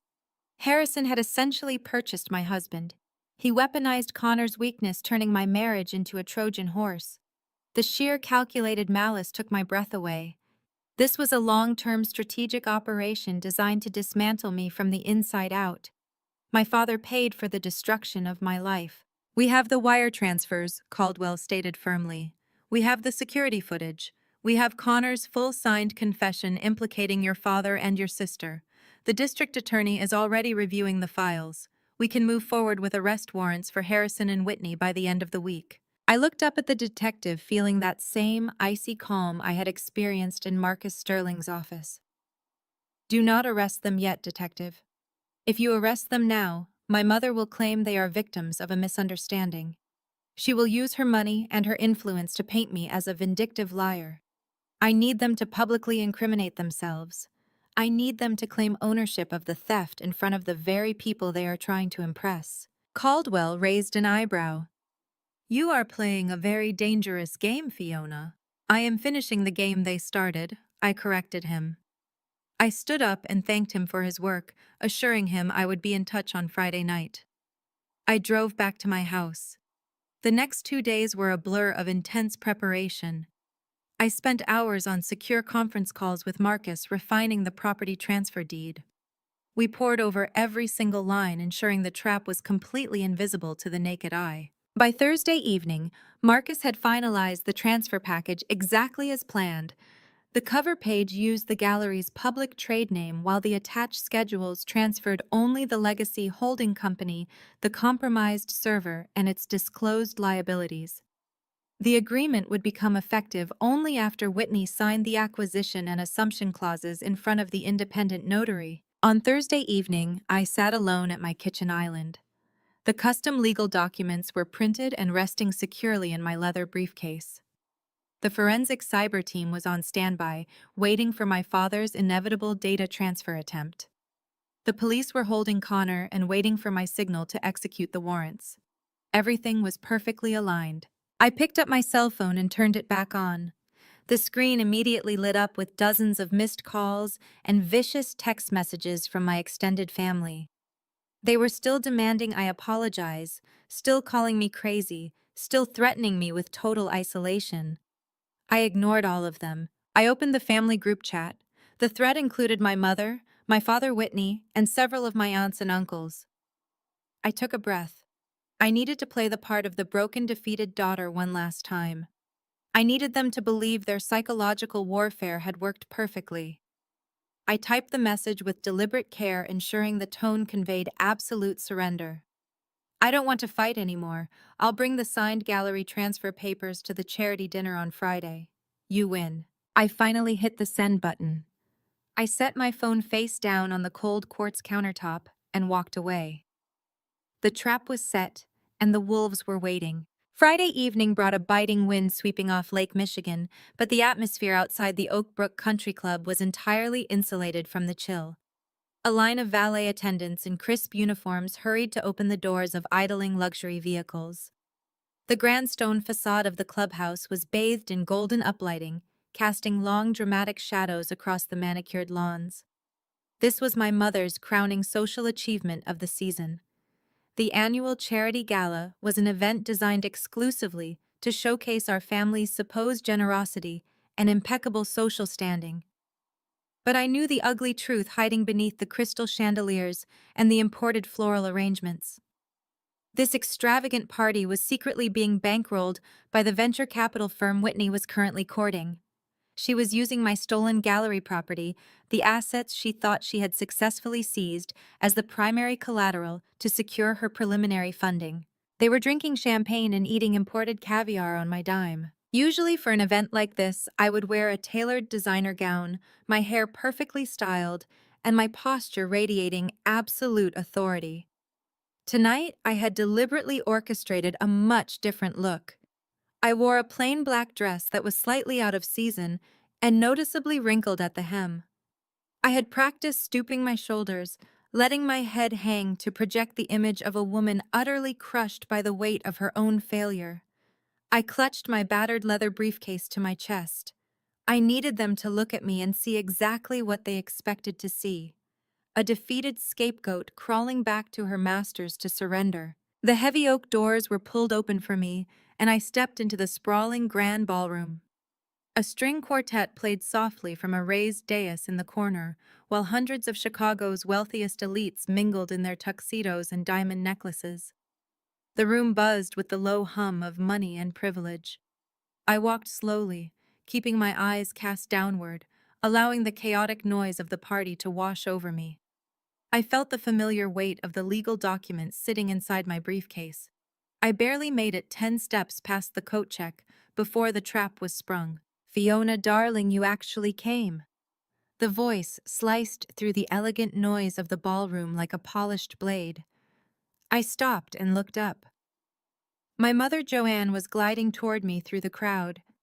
She was flanked by two women I recognized as board members of the charity, both dripping in diamonds and watching me with poorly concealed pity. Harrison walked closely behind her, projecting the image of the stoic, protective patriarch. He wore a custom tuxedo and held a crystal glass of scotch in one hand. "Oh, my sweet girl," my mother cooed, reaching out to place a perfectly manicured hand on my shoulder. She gripped me just hard enough to make it a warning rather than a caress. "We were so worried about you." She turned to the two board members, her face twisting into a mask of tragic maternal concern. "My eldest daughter has been under so much terrible strain lately. We have been trying to get her to step back and let the family help manage her affairs. The board members nodded sympathetically, murmuring their collective support. I forced myself to shrink back, pulling the briefcase tighter against my chest. I stared at the highly polished marble floor and let my voice waver slightly. "I am fine, Mother," I mumbled. "I just came to do what we agreed on." Harrison stepped forward, inserting his large frame between me and the other guests. He placed a heavy hand on my back, guiding me away from the lingering socialites. We walked toward a quiet alcove near the massive floor-to-ceiling windows that overlooked the dark golf course. As soon as we were out of earshot, his paternal facade instantly vanished. His face hardened into a mask of pure, smug victory. "I see you finally decided to use whatever small amount of sense you have left," he said, his voice dropping to a harsh whisper. "I told you that you could not win a war against this family. Your husband ran off, your business is locked down, and you are standing in a country club looking like a stray dog." I kept my head bowed and let my shoulders slump even further. I did not say a word. I just let him deliver his victory speech. I let him bask in the glory of my supposed destruction. My silence only seemed to fuel his arrogance. "Do you have the property transfer papers?" he demanded, gesturing sharply toward my leather briefcase. "Whitney is finalizing the venture capital introductions right now. We need the physical deed signed and notarized tonight. The investors are expecting to see the brick-and-mortar assets firmly under Whitney's control before they release the preliminary funds. I will not have you ruin this for her because of your childish stubbornness." I nodded slowly, keeping my eyes fixed on his polished black shoes. "I brought them," I said, my voice barely above a whisper. "I just want this to be over. I want my life back. I am tired of fighting." Joanne stepped into the alcove, joining us. She had dismissed her friends, and now her face mirrored my father's cold triumph. "Of course you are tired of fighting, Fiona," she said smoothly, taking a sip from her champagne flute. "You were never built for the real pressures of the business world. This is for your own good. Whitney has the vision and the connections to take that gallery and turn it into something truly spectacular. You are just handing over an asset you were bound to ruin anyway." She reached out and adjusted the collar of my wrinkled coat, her fingers brushing against my neck. It felt like a snake crawling across my skin. "You should go find a quiet corner and wait until Whitney is ready for you," Joanne instructed, her tone shifting to that of a master giving orders to a servant. "Do not mingle. Do not speak to any of the board members. You look far too unstable to be socializing, and I will not have you embarrassing the family name any further. We have worked entirely too hard to secure these venture capital relationships. Go sit down. We will come find you when it is time to sign the documents." I looked up at her, letting a flicker of forced panic show in my eyes. "The client files," I stammered, playing the part perfectly. "Connor took my primary drives. You promised that if I signed the gallery over to Whitney, you would not release those files to the press. You promised you would keep the blackmail material quiet." Harrison let out a short, dismissive laugh. He took a slow sip of his scotch, his gray eyes boring into mine. "Assuming you behave yourself tonight and sign the transfer deed exactly as instructed, we will bury the client data," he said. "You get to walk away with your reputation intact, and we get the gallery. It is a very generous offer, Fiona." "Okay," I said, clutching the briefcase. "I will wait for Whitney." Harrison gave me one last look of disdain. "Go ahead, Joanne," he said. "The senator just arrived, and you need to make sure he sees you near the auction tables. I will take Fiona to the private room." My mother took his arm. "Stay out of sight, Fiona," she commanded. I watched my mother turn on her heel, her heavy silk gown swishing against the marble floor as she seamlessly transitioned back into the role of the gracious hostess. She approached a group of donors with a radiant smile, her previous venom completely vanishing. My father did not leave my side. His hand remained firmly planted between my shoulder blades, a heavy, unyielding pressure that propelled me forward. We bypassed the crowded main floor, entirely slipping through a discreet set of arched double doors that led into the private corridors of the country club. The vibrant noise of the string quartet and the clinking champagne glasses instantly faded, replaced by the hushed, expensive silence of thick carpet and wood-paneled walls. The scent of aged leather and lemon polish hung in the air. I could hear the muffled laughter of the socialites echoing behind us, serving as a bitter reminder of exactly what was at stake tonight. They were completely oblivious to the vicious extortion happening right beneath their feet. I kept my chin tucked down, holding my battered briefcase tightly against my chest, playing the part of the thoroughly broken woman they believed they had successfully crushed. I dragged my feet deliberately, making each step look like an agonizing effort to push forward. My father did not say a word as he marched me down the long, dimly lit hallway. He treated me like a prisoner being led to the execution block. At the very end of the corridor stood a set of solid oak doors guarded by a club attendant who quickly stepped aside and pulled the heavy brass handles open for us. My father shoved me roughly into the room. It was a private VIP boardroom, a space designed for backroom deals and quiet intimidation. A massive mahogany table dominated the center of the room, surrounded by high-backed leather executive chairs. The lighting was low and moody, reflecting off a crystal decanter of bourbon sitting on a side table. Whitney was already there. She was lounging in the chair at the absolute head of the table, wearing a breathtakingly expensive emerald green evening gown that clung perfectly to her figure. Her blonde hair was swept up into an intricate style, and a diamond necklace glittered against her collarbone. She looked like a queen waiting for a peasant to bring her an offering. Standing directly behind her, resting a possessive hand on her bare shoulder, was her fiancé, Richard. Richard was a junior partner at a prominent Chicago investment bank, a man whose entire personality consisted of inherited wealth and unearned arrogance. He was exactly the kind of man my family worshipped, a man who measured a person's worth entirely by their net value and their proximity to power. He had spent the last 2 years treating me like an inconvenient obstacle, blocking his access to my family wealth. Tonight, he finally got to watch me fall. He wore a velvet tuxedo jacket and a smug, predatory smirk that perfectly matched my sister's. They looked like a matched set of beautiful, soulless sharks. My father closed the heavy oak doors behind us, shutting out the rest of the world. The lock clicked into place with a heavy, final sound. Well, Whitney purred, her voice dripping with artificial sweetness. Look who finally decided to join the adults. I was beginning to wonder if you were going to cower out and hide in your apartment all night. I stood at the opposite end of the long mahogany table. I let my shoulders slump forward, forcing a slight tremor into my hands as I gripped the handle of my briefcase. I did not want to come here, I said, keeping my voice low and brittle. I just want this nightmare to be over. Richard let out a short, condescending laugh. He picked up his crystal glass of bourbon and took a slow sip. It is over, Fiona, he said, looking at me as if I were a stain on the expensive carpet. You lost. Now do what you were told so we can all get back to the party. Put the briefcase on the table, Fiona, my father ordered, stepping up to stand beside Whitney. Do not make this any more difficult than it already is. We have investors waiting in the main ballroom who are very eager to meet the new owner of the gallery. I slowly lifted the heavy leather briefcase and set it on the polished mahogany surface. The brass latches clicked loudly in the quiet room as I opened it. I reached inside and pulled out the thick stack of legal documents Marcus Sterling had so carefully prepared. The property transfer deed. The contract that looked like my total surrender, but was actually a legally binding financial death warrant.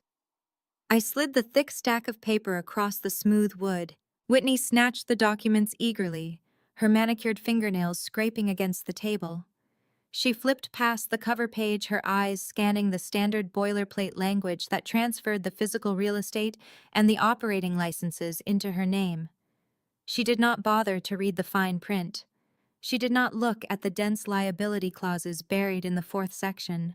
She was too blinded by her own greed, too intoxicated by the rush of stealing everything I had built. You really should be thanking me, Fiona, Whitney said, leaning back in her leather chair and tossing the documents back onto the table.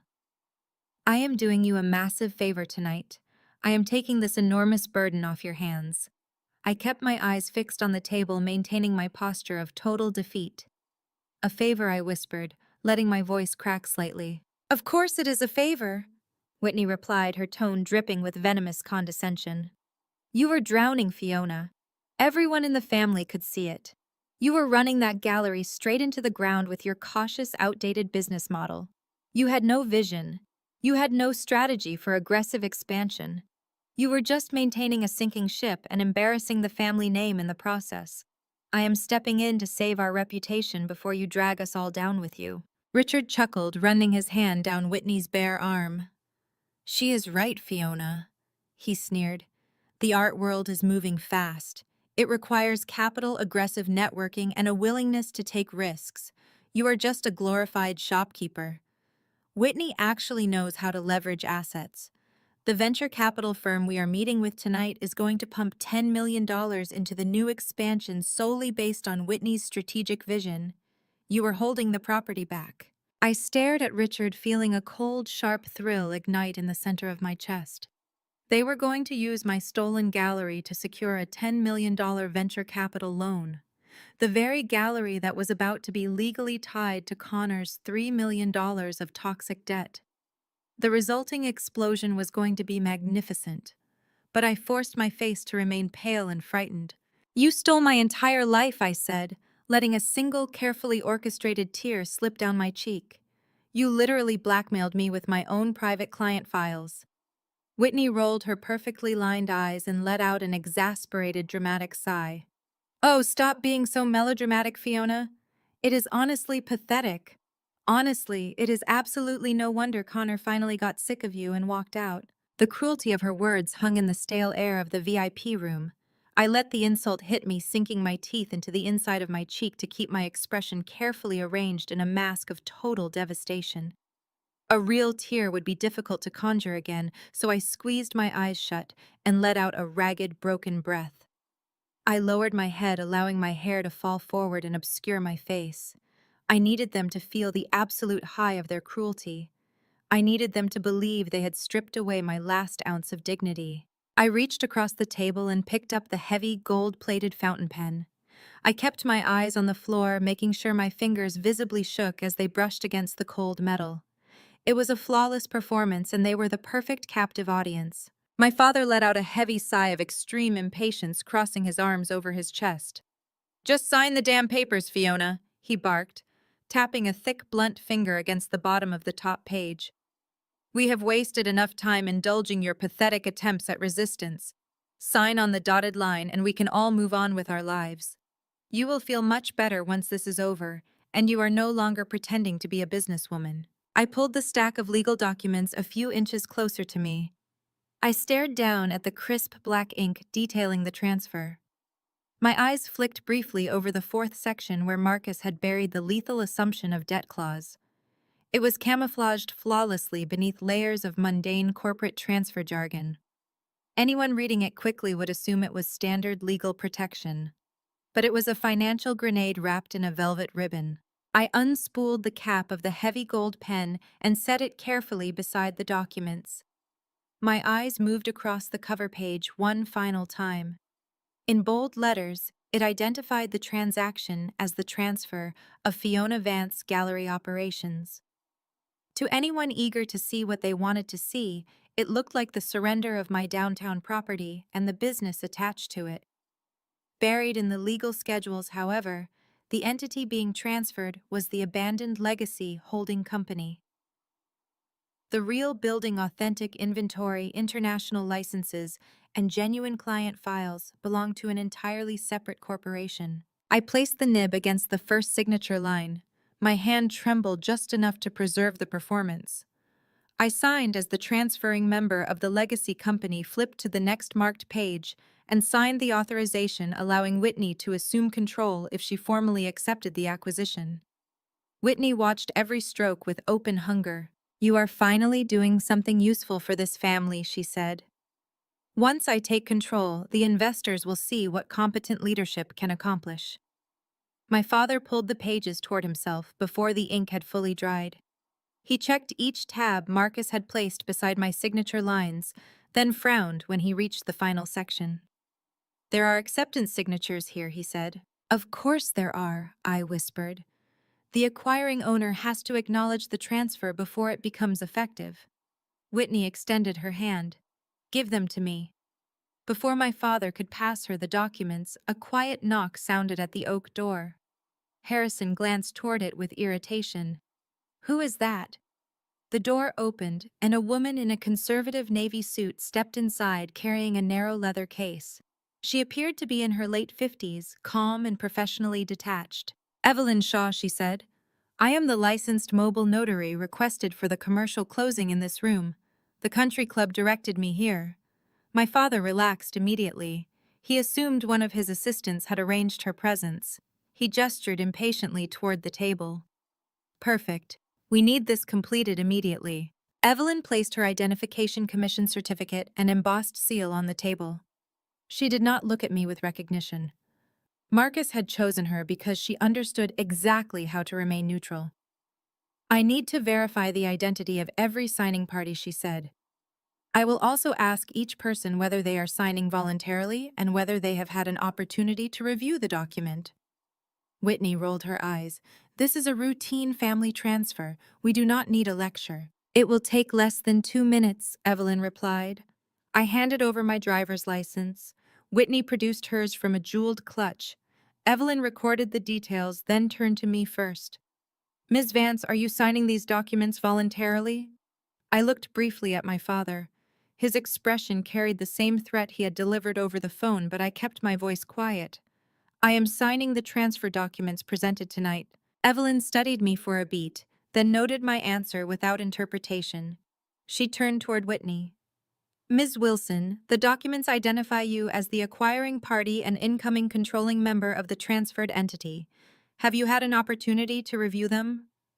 Whitney glanced at the stack for less than a second. "Yes," she said dismissively.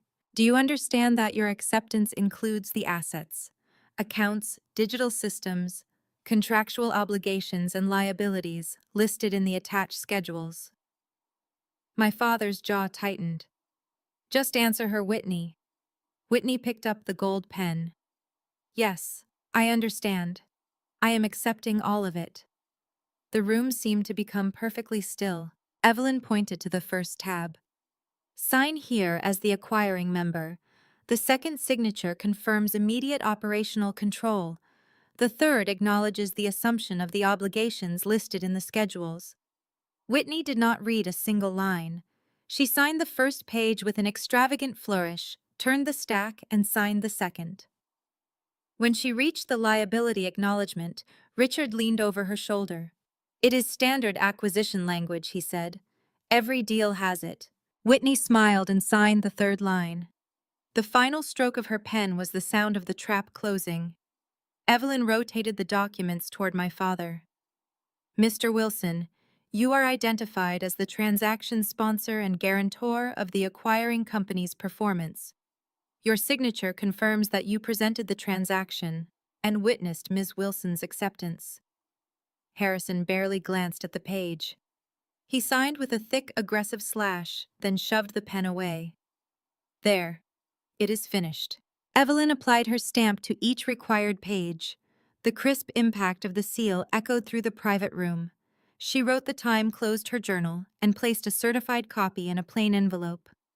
"The transaction is notarized," she said. "Each party will receive a copy after the original is filed." My father gathered the papers against his chest with an expression of absolute triumph. He had wanted a public surrender he could show the investors.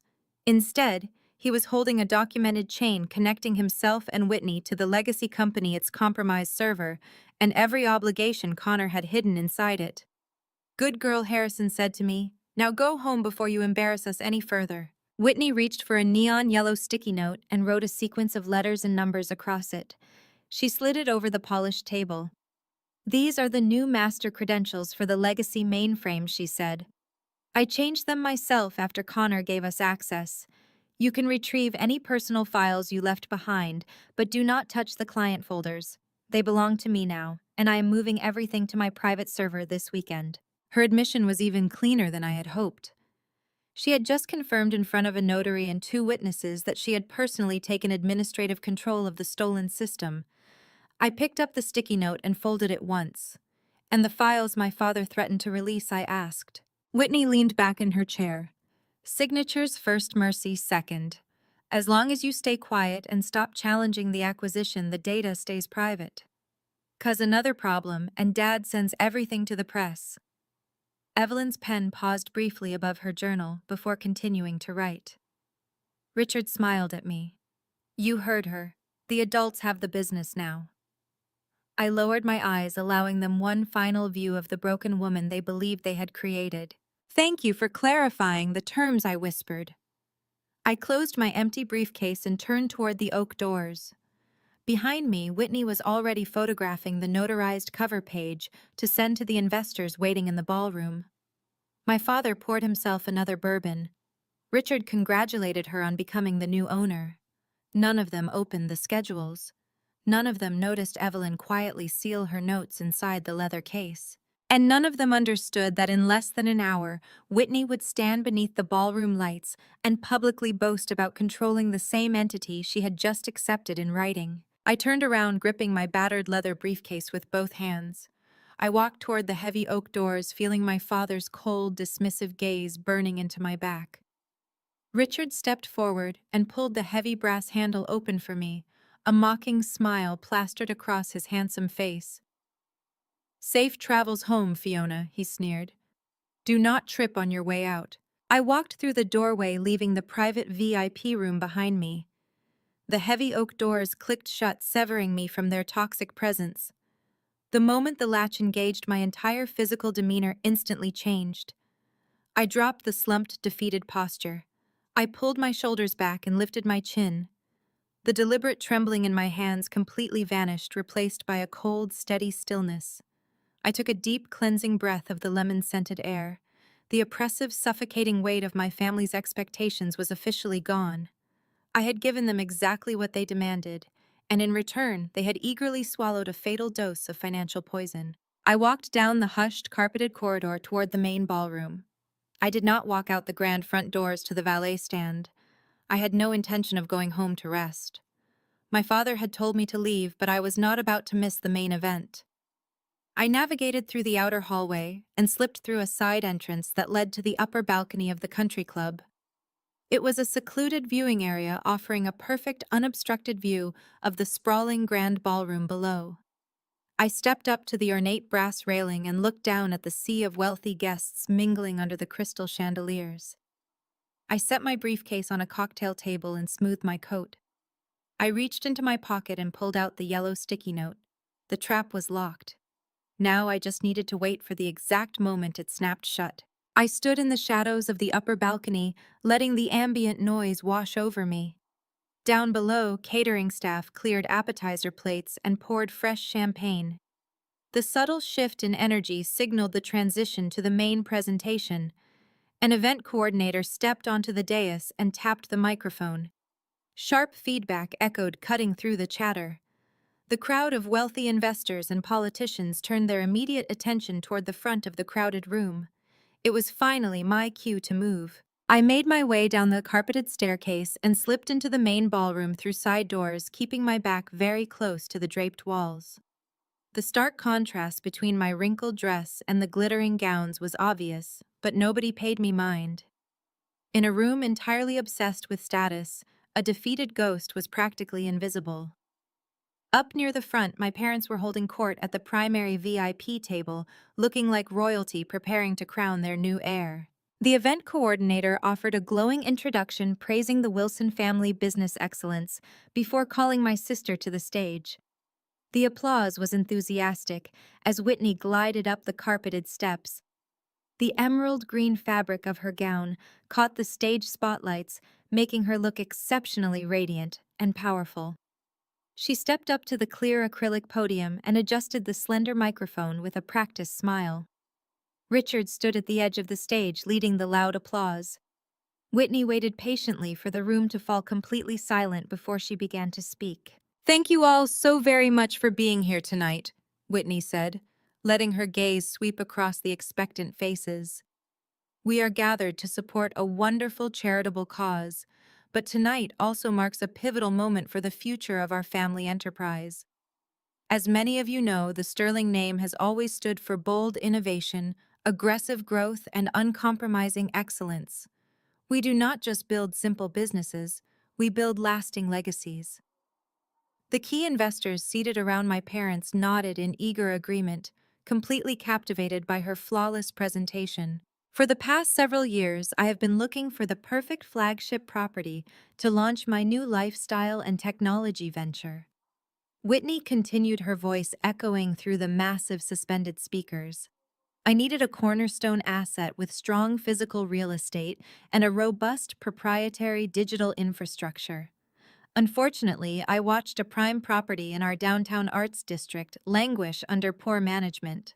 It lacked long-term vision and the necessary drive to compete in today's rapidly evolving market. She let out a soft, practiced sigh. But I am absolutely thrilled to announce to our prospective partners tonight that I have officially acquired that very exact property. The room erupted into a fresh round of polite, enthusiastic applause. I briefly stopped walking, feeling a hot spark of pure adrenaline ignite in my veins as I listened to her gloat. She was standing in front of Chicago's most ruthless financial players, blatantly bragging about stealing my entire life. I have taken on the absolute burden of restructuring this business, Whitney said, her tone thick with arrogant authority. We are going to strictly strip away the absolute dead weight and completely transform it into a premier digital networking hub, using the initial round of venture funding we secure here tonight. I tore my eyes away from her illuminated face and focused intently on my final destination. In the far back corner of the grand ballroom, elevated slightly above the massive crowd, was the audio-visual control booth. It was cordoned off by heavy black velvet ropes, housing a complex array of mixing boards, glowing computer monitors, and thick cables. A young technician wearing a black polo shirt and a heavy headset was sitting behind the main lighting console, staring intently at a glowing laptop screen monitoring levels. I stepped right over the velvet rope and walked directly into his private workspace. He jumped slightly, visibly startled by my sudden unexpected appearance in the restricted area. He pulled one padded side of his headset off his ear and looked at me with profound confusion and annoyance. "Excuse me, ma'am," he whispered urgently, glancing nervously toward the brightly lit stage. "You are not supposed to be back here. This is a highly restricted production area only." I did not shrink back or offer any kind of apology. I drew upon absolutely every ounce of the cold, commanding authority I had spent years cultivating while running my downtown gallery. I stood straight up, making direct, unblinking eye contact with the young man. "I need you to push an updated presentation slide to the main projector system immediately," I said, keeping my voice low, firm, and completely devoid of any panic. I pulled out a sleek silver flash drive, holding it out steadily toward his chest. The technician frowned deeply, looking skeptically at the silver flash drive and then down at my wrinkled out-of-season dress. "I do not know about that." He hesitated, shifting very uncomfortably. "The primary event coordinator gave me a very strict run of show schedule to follow. Nobody said anything to me about adding new slides in the middle of the keynote presentation. I am only supposed to put up the corporate logo when she finally finishes speaking." I stepped much closer to the heavy console, invading his personal space just enough to make him feel the intense weight of my presence. "My name is Fiona Vance," I said, enunciating each syllable with icy, terrifying precision. "That woman currently speaking on the stage is my sister. The people sitting in the front row paying your production company tonight are my parents. My sister just finalized a massive acquisition deal right backstage and explicitly requested that this specific data be displayed behind her while she concludes her investor pitch." He swallowed hard, his eyes darting from my face to the stage and back again. The mention of my family name and the absolute confidence in my voice clearly rattled him. He was just a hired contractor and did not want to risk angering the wealthy family writing his paycheck. "Are you going to be the one who ruins her presentation by refusing to display her financial data?" I asked, my tone dropping to a dangerous whisper. "Or are you going to plug this in right now?" He let out a nervous breath and took the flash drive from my hand. "Fine," he muttered, plugging the small device into his primary laptop. I watched the screen as a folder popped up reading simply, "Assumed liabilities." The technician clicked on the single high-resolution image file, loading it into his preview window. "What is this?" he asked, his brow furrowing as he looked at the dense columns of numbers and legal warning text. That is the absolutely undeniable reality of her brand new business venture, I said, stepping back toward the heavy velvet rope. Just leave it on standby for now. When I give you the specific signal, you will override the background logo and push that image to the massive projector screens flanking the stage. He nodded very hesitantly, his hand hovering over the mouse pad. I slipped out of the production booth and faded back into the dark perimeter of the ballroom, finding a quiet, secure spot near a towering marble pillar. Whitney was wrapping up her lengthy monologue, grinning down at the venture capitalists, completely unaware of the loaded gun currently pointed directly at her back. The asset we are acquiring tonight is not just a building. Whitney projected, her voice echoing off the vaulted ceiling. It is a carefully curated ecosystem of the most elite collectors and buyers in the Midwest. We are inheriting a proprietary client database that has taken a decade to build. These are individuals with high net worths who trust the foundation of this gallery. By migrating this established roster into our new digital platform, we are guaranteeing our investors an immediate return. We are bypassing the traditional startup phase entirely. We already have the clients. We already have the capital. All we needed was the proper leadership to take the helm. She smiled broadly, showing off her perfectly white teeth. To visually represent this transition, I want to show you the new face of our enterprise, the brand that will redefine the luxury art market in Chicago. She gestured grandly toward the massive dual projection screens hanging on either side of the stage. A low hum resonated through the ballroom as the projectors powered up. Whitney turned her body, slightly anticipating the grand reveal of her sleek, modern corporate logo. Instead, the massive screens flashed a brilliant, blinding white before dropping into the grainy, high-definition black and white of a security camera feed. The timestamp in the corner glowed brightly, indicating a date from just over a week ago. A murmur of confusion rippled through the crowd of men in tuxedos and women in designer gowns. People adjusted their glasses and leaned forward, trying to make sense of the sudden shift in production value. Whitney frowned lightly, tapping the edge of her acrylic podium. She looked toward the back of the room, expecting to see the technicians scrambling to fix a simple rendering error. But the video continued to play. The scene on the twin screens depicted the dimly lit underground parking garage of my gallery. The frame was perfectly still until a familiar figure stepped out of the shadows. It was Connor, wearing the same dark hoodie he had worn when he breached my server room. He was clutching a thick, padded envelope against his chest. A moment later, a sleek black luxury sedan pulled into the frame. The driver's side door opened, and my father stepped out into the harsh fluorescent light of the parking garage. The audio feed crackled to life, echoing through the massive ballroom speakers. It was crisp and undeniable. Connor held out the padded envelope. "The drive is in there," Connor said, his voice vibrating through the elegant space. "Every single client file, every portfolio, every financial record. It is all decrypted just like you asked. Now call off the debt collectors, Harrison. We had a deal." On the massive screens, my father took the envelope and smiled, that same cold, predatory smile he had given me just an hour ago. "You will get your money when the data is verified, Connor," my father replied, his voice booming across the country club ballroom. "Just keep playing the supportive husband until Whitney secures the property. Once Fiona is broken, the gallery is ours and your gambling debts vanish." The ballroom was plunging into a state of collective shock. The clinking of champagne flutes completely ceased. The soft classical music from the string quartet had faded away moments ago, leaving nothing but the damning echo of my father's voice filling the cavernous space. The venture capitalists sitting in the front row, the very men Whitney was relying on to fund her stolen empire, lowered their drinks. They stared up at the screens with expressions of mounting horror and professional disgust. Corporate espionage was a serious crime. Admitting to it on camera was professional suicide. Whitney stood frozen at the podium. The color rapidly drained from her face, leaving her looking like a wax statue.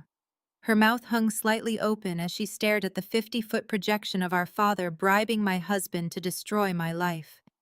She gripped the edges of the acrylic stand so hard, her knuckles turned stark white. She leaned toward the microphone, her voice coming out as a breathless, panicked squeak. "Cut the feed," she demanded. "Turn that off right now." But the technician in the back booth had been given a direct order, and the sequence was already locked in. The video feed dissolved into black. For a fleeting second, Whitney let out a ragged sigh of relief. Then the next slide loaded. It was a high-resolution scan of the heavy cream-colored cardstock Joanne had left beneath the ribbon on my doorstep. My mother's elegant, looping handwriting was blown up to massive proportions, easily readable by every single person in the room. The words hung there suspended in the dark space for everyone to witness. "Sign the transfer deed to Whitney, or we release the client data to the press and ruin you. We own the files, Fiona. Do not test us." A collective gasp rippled through the hundreds of attendees. Whispers broke out, spreading like wildfire through the ranks of Chicago's elite. People were turning their heads, searching the crowd for my parents. I remained perfectly still near the marble pillar, watching the destruction unfold, with a cold, hollow satisfaction. I saw my mother standing near the center of the room. Joanne was clutching her throat, her diamond rings glittering as her hands shook violently. She looked frantically toward my father, who was standing completely paralyzed, his jaw slack as he stared up at his own undeniable crime projected for the entire city to see. The mask of the generous philanthropic patriarch had been violently ripped away, leaving only the ugly reality of a common extortionist. The nightmare was not over. The presentation software ticked forward, ruthlessly executing the final phase of the trap. The handwritten blackmail note vanished, replaced by a meticulously organized spreadsheet. It was the financial diagnostic Caldwell had shown me at the police precinct. The screen displayed a long list of wire transfers.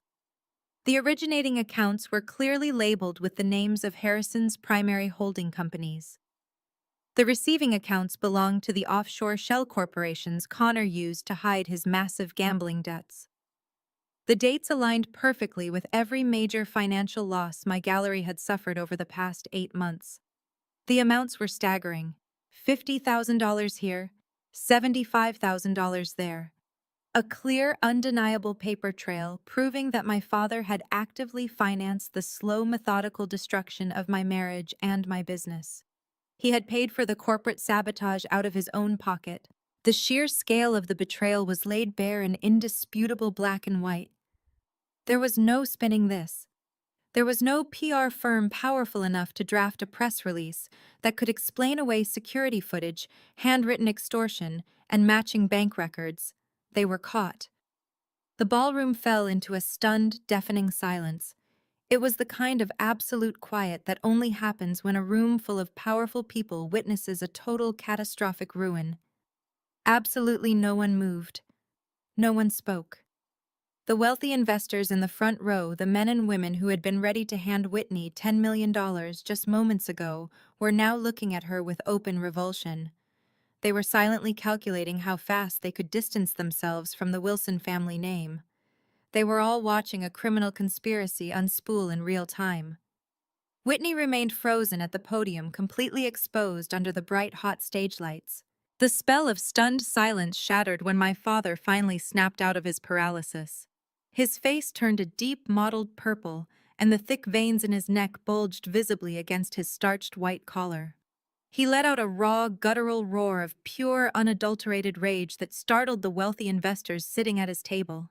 He shoved his heavy banquet chair back so violently that it tipped over and crashed loudly onto the polished hardwood floor. Harrison charged toward the front of the room, completely ignoring the shocked gasps and panicked murmurs of his peers. He bypassed the stage entirely and locked his furious gaze on the audio-visual booth in the back. "Cut that feed," he screamed, pointing a thick, shaking finger at the young technician.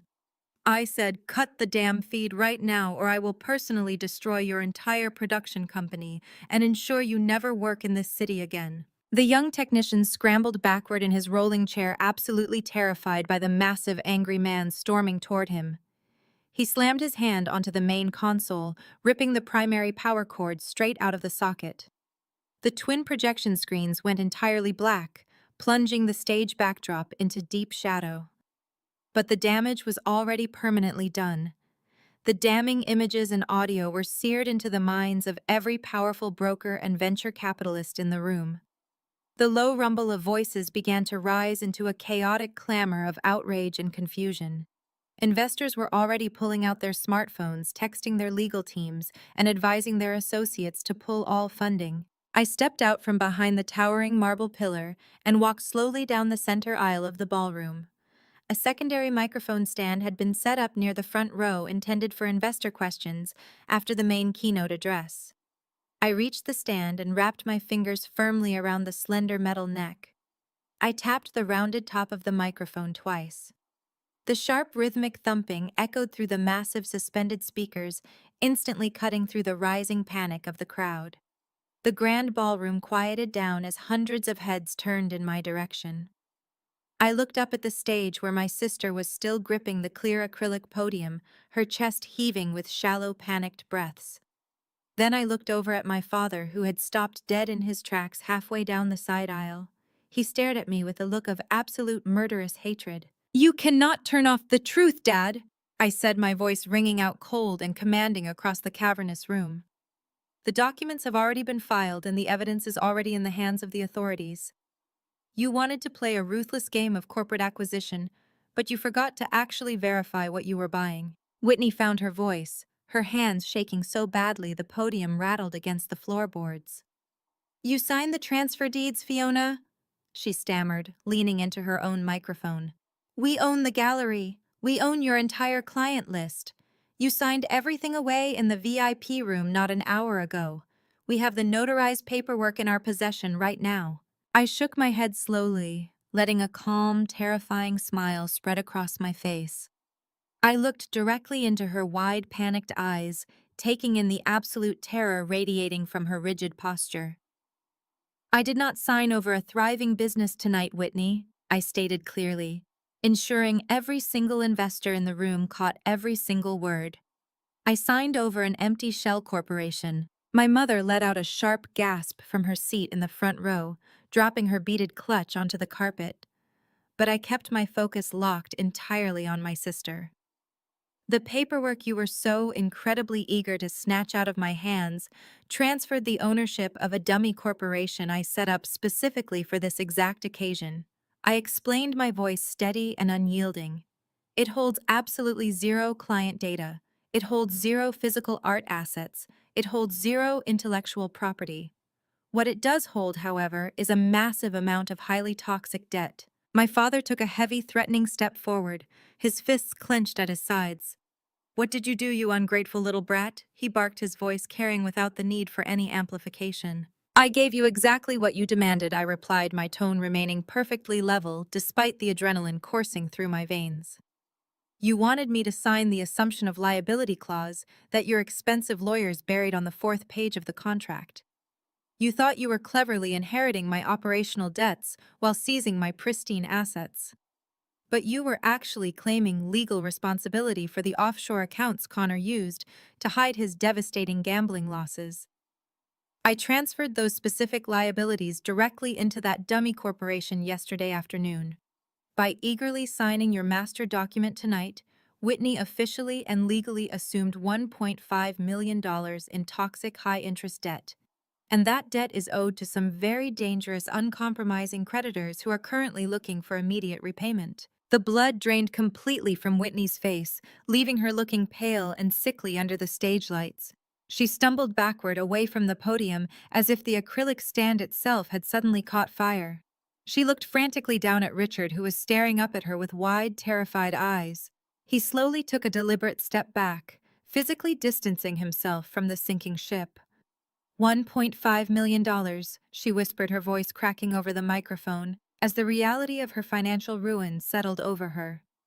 "You anchored Connor's debt to my name." I nodded, watching the realization crush her perfectly crafted, arrogant exterior. "You demanded the keys to the kingdom, Whitney. Now you get to deal with the hungry wolves waiting at the gate. You wanted to be a ruthless businesswoman so badly, but you failed to do basic due diligence on the very asset you were stealing."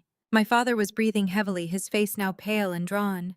The investors around him were already standing up, retrieving their coats, and signaling to their spouses that it was time to leave immediately.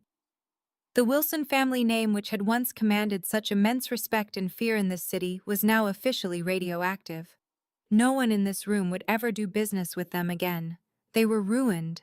But the gallery, my father stammered, his voice losing all its booming authority and reducing to a desperate wheeze.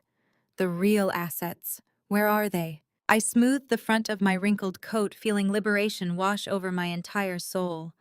The heavy chains they had wrapped around me for my entire life were broken.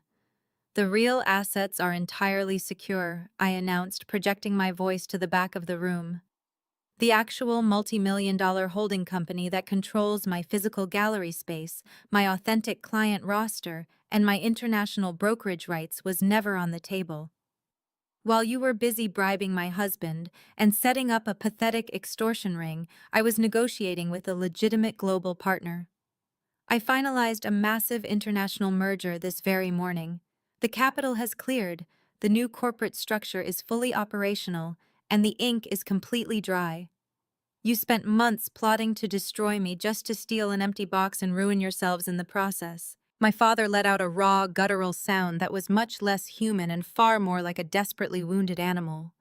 The polished veneer of the sophisticated gentleman shattered, exposing the violent, controlling tyrant underneath.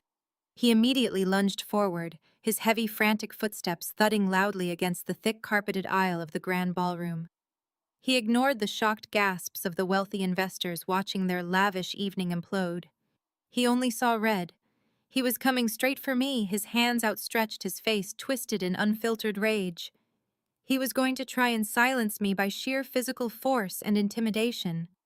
I did not move an inch. I stood my ground, gripping the cold metal of the microphone stand. I wanted him to see I was no longer the frightened little girl who craved his approval. I was the architect of his absolute downfall. He was less than 10 feet away when a sudden deafening crash echoed from the rear of the grand ballroom. The massive carved oak doors were thrown open with violent force, slamming against the interior walls. A cold gust of night air swept into the stifling room, carrying the piercing sound of police sirens wailing in the distance. A highly coordinated team of uniformed police officers spilled into the elegant space, their heavy black boots sharply contrasting with the delicate crystal and silk surrounding them. Leading the rigid formation was Detective Caldwell. Caldwell wore his rumpled trench coat, but his posture was rigid and authoritative. He held his gold shield high, his sharp, observant eyes instantly scanning the room until they locked onto my father. The crowd of elite socialites and powerful venture capitalists parted like the Red Sea, scrambling to get out of the way of the advancing officers. Nobody wanted to be caught in the crossfire of a public arrest. They pressed themselves against the linen-draped banquet tables, watching the spectacle unfold with morbid fascination. My father stopped dead in his tracks, his forward momentum broken by the sudden arrival of local law enforcement. He turned his massive frame toward the center aisle, his chest heaving as he watched Caldwell approach. The angry crimson color rapidly drained from my father's face, replaced by a sickly pale hue. "Detective," my father stammered, his voice shaking. "There has been a terrible misunderstanding here. This is a private corporate event, and my daughter is clearly suffering from a severe mental breakdown. We are handling this internally. Please escort your men out immediately." Caldwell did not even slow his deliberate pace. He marched right up to my father, stopping just inches away from his chest, forcing the larger man to look down. "There is no misunderstanding, Harrison," the detective said, his voice carrying a harsh, unyielding authority. "We have secured the security footage from the underground parking garage. We have confiscated the offshore bank records tracking your illicit wire transfers. We have the handwritten extortion note your wife used to threaten your own daughter. You are not handling anything internally ever again. Your reign in the city is officially over." Two uniformed officers stepped smoothly around Caldwell and grabbed my father's arms, pulling them behind his back. My father tried to yank his arms away, his rising panic finally breaking through his arrogant facade. "You cannot do this!" he shouted, his voice cracking as he looked wildly at the surrounding investors, hoping someone would intervene. "I am Harrison Wilson.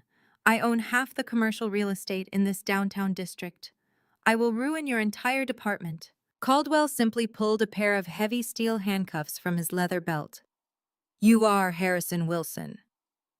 The detective agreed, his tone devoid of any sympathy. And you are under arrest for grand larceny, corporate extortion, and blackmail. You have the right to remain silent. I strongly suggest you start using it immediately before you incriminate yourself any further.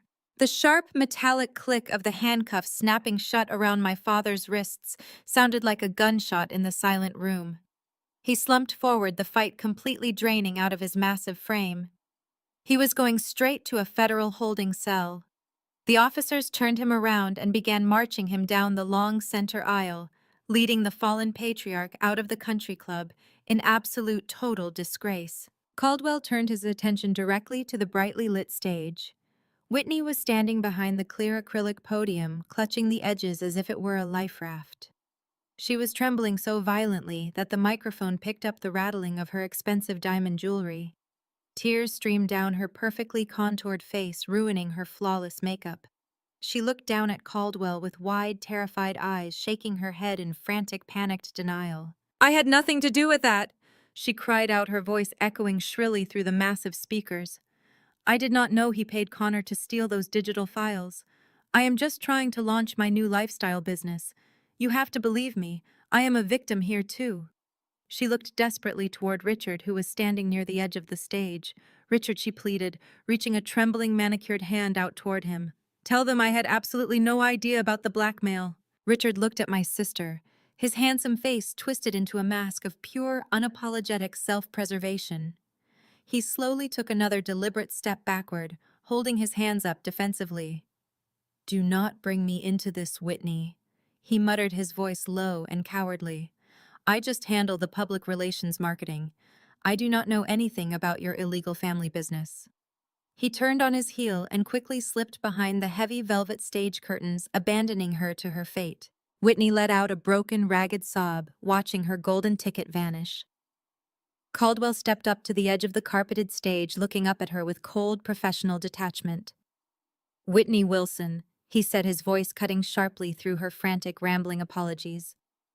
Less than an hour ago, you willingly signed a stack of legally binding transfer documents in the private VIP room down the hall. By eagerly signing those transfer deeds and accepting the associated liabilities, you officially linked yourself directly to a massive corporate espionage ring. You took total legal ownership of the stolen property. You formally accepted the massive toxic debt used to finance the initial theft.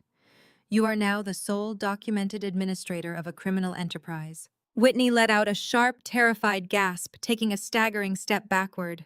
No, she breathed, shaking her head violently, sending her perfectly styled hair falling into her face. That cannot be right. I did not steal anything. I just signed the papers. My father forced me to do it.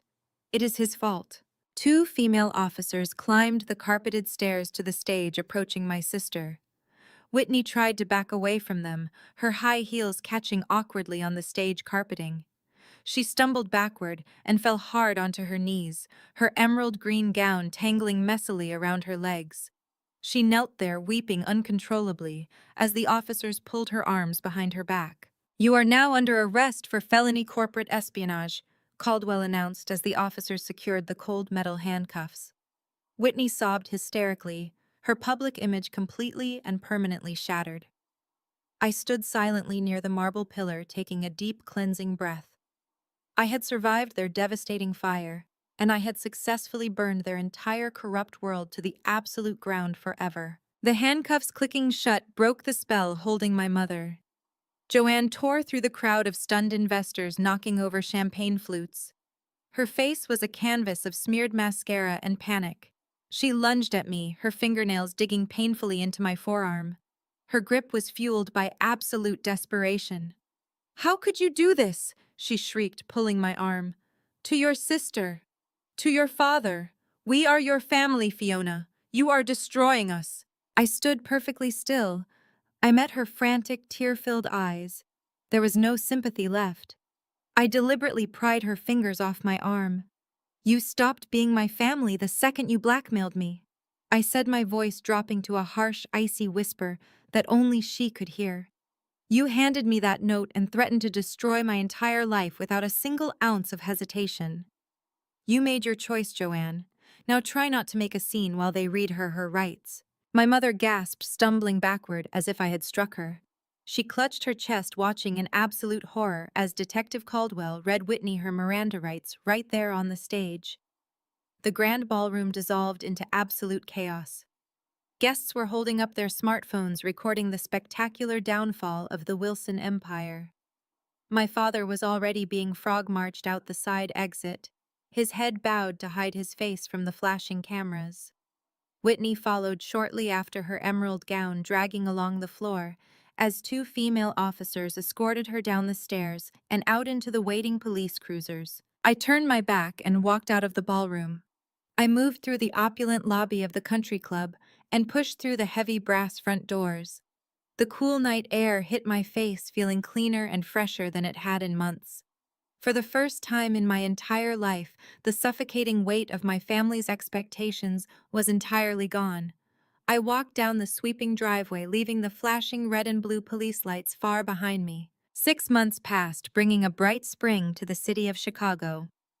The massive fallout from that night at the country club had dominated the local news cycle for weeks, but I had completely insulated myself from the media circus.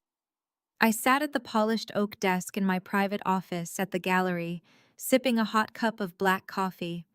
Sunlight streamed through the large floor-to-ceiling windows, illuminating the vibrant new artwork hanging on the freshly painted walls.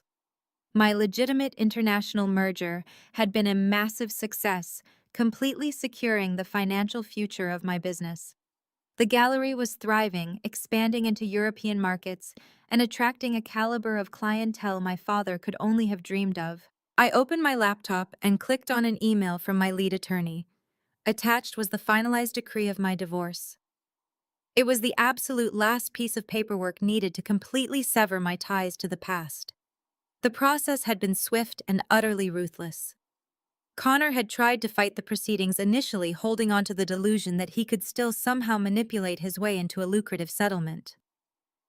He had hired a defense attorney and attempted to claim a portion of the gallery's newly acquired capital, arguing that he was entitled to spousal support. He had severely underestimated my preparation.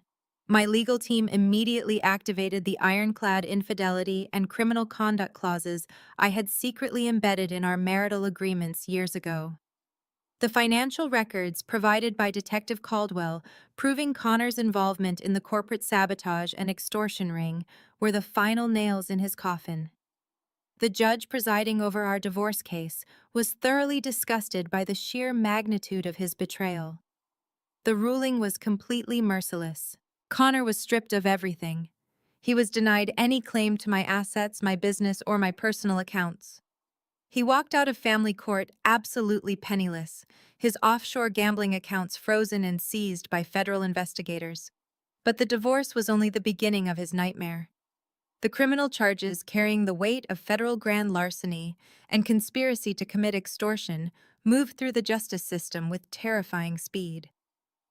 Without my father's money or influence to shield him, Connor was left entirely exposed to the full wrath of the law. His trial had concluded just 3 weeks ago. I did not attend the sentencing hearing, but I read the transcripts provided by my legal team. Connor had stood before the judge looking thin and exhausted, begging for leniency and blaming his massive gambling addiction for his actions. He claimed my father had coerced him into stealing the digital drives. The judge did not care. The evidence of his willing participation and his greedy demands for debt forgiveness in the parking garage footage left absolutely no room for sympathy. Connor was handed a lengthy prison sentence. He traded his expensive tailored suits and luxury watches for a standard-issue orange jumpsuit and a concrete cell. He would spend the next decade locked away with nothing but his own choices to keep him company. The crushing reality that he had traded a beautiful, comfortable life for a cold prison cell, solely to feed his destructive habits, was a burden he would have to carry every single day. I closed the email attachment and leaned back in my leather chair. The divorce decree did not feel like a victory celebration. It felt like the final lock turning on a door I would never have to open again. Connor had lost every claim to my business and personal assets, and his criminal sentence meant he would spend years confronting the consequences he had tried to hide from me. I did not feel joy at the image of him in a prison cell. I felt distance. He had become a chapter whose ending no longer required my attention. The rest of the conspiracy had collapsed just as completely. Whitney initially insisted that she had been an innocent recipient of a family business transfer. That story lasted until prosecutors placed her text messages server activity and notarized acceptance documents in front of her attorneys. The message threatening to wipe the mainframe carried her device signature. The administrative logs showed that she had changed the passwords herself. Evelyn Shaw's journal recorded Whitney stating that she understood she was accepting the legacy company's systems and liabilities. Most damaging of all, the gala footage captured her publicly boasting that she controlled the stolen client database. Faced with evidence she could not explain away, Whitney accepted a plea agreement. She avoided the longest possible sentence, but she still received years in federal custody for conspiracy, attempted extortion, and possession of stolen corporate information. Richard Sterling ended their engagement before the first court hearing. His attorneys issued a cold statement claiming he had been unaware of her conduct. He disappeared from her life with the same efficiency he had once used to attach himself to her supposed success. My father fought much longer. Harrison hired a rotating team of expensive defense lawyers and demanded that every charge be dismissed as a private misunderstanding. The parking garage recording destroyed that defense. His own voice could be heard promising to erase Connor's gambling debt after the client data was delivered. The wire transfers connected his holding companies to Connor's offshore accounts. My mother's handwritten threat completed the chain. Harrison was convicted of conspiracy, corporate theft, and extortion. Joanne avoided prison only by pleading guilty to a lesser charge and cooperating with the financial investigation. The woman who had once performed grief for an online audience was forced to admit under oath that she had written the note, wrapped the box, and helped create the false story that I had suffered a psychiatric breakdown. Their social empire vanished before the criminal cases were finished. The country clubs suspended their membership. Charity boards removed their names from donor walls. Business partners stopped returning calls. Civil claims from my company, the venture capital firm, and several creditors consumed the assets they had spent decades using as proof of their superiority. The $1.5 million in toxic debt attached to the legacy entity was only part of the damage. Legal fees, restitution orders, and civil settlements forced my parents to sell the suburban mansion, the luxury vehicles, and most of their private art collection. They moved into a modest rented apartment far from the neighborhood where my mother had once hosted elaborate galas. For the first time in their lives, money could not purchase a version of events in which they remained the victims. I learned most of this through my attorneys. I never visited them. I never answered the carefully worded letters Joanne sent after her plea hearing. Each one began with a description of how much she had lost, and ended with a reminder that she was still my mother. Not one contained a genuine apology for trying to destroy my business, my marriage, or my sanity. I stopped waiting for one. Outside my office, the gallery moved through an ordinary spring afternoon. That ordinariness felt more valuable than any dramatic revenge. Clients spoke softly beneath the vaulted ceiling. Staff members crossed the polished floor carrying condition reports and shipping manifests. Sunlight poured through the front windows and spread across the new exhibition we had brought in from Europe. The international merger had done more than protect the brokerage. It had expanded our authentication department, strengthened our digital security, and opened permanent partnerships in London, Paris, and Geneva. Every genuine client portfolio remained secure. No confidential financial data had ever been leaked. Once the investigation became public, several clients contacted me personally to say that my preparation had strengthened rather than damaged their trust. I stepped out of my office and entered the main gallery. Daniel, my lead curator, was guiding a small group of European collectors around a bronze sculpture near the center of the room. He spoke with the quiet enthusiasm of someone who genuinely loved the work, rather than the status attached to it. At the reception desk, Sarah was coordinating an international shipment while simultaneously calming a nervous first-time buyer. When she finished the call, she looked across the room at me and smiled.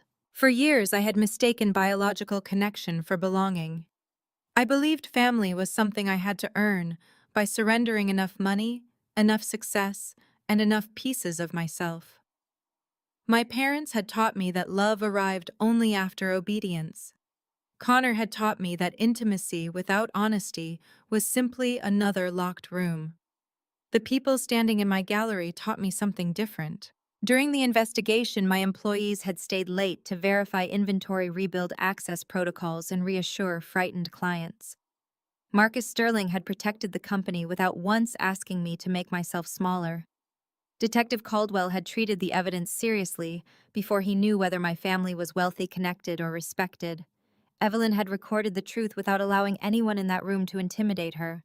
None of them shared my blood. All of them had shown me more loyalty than the people who did.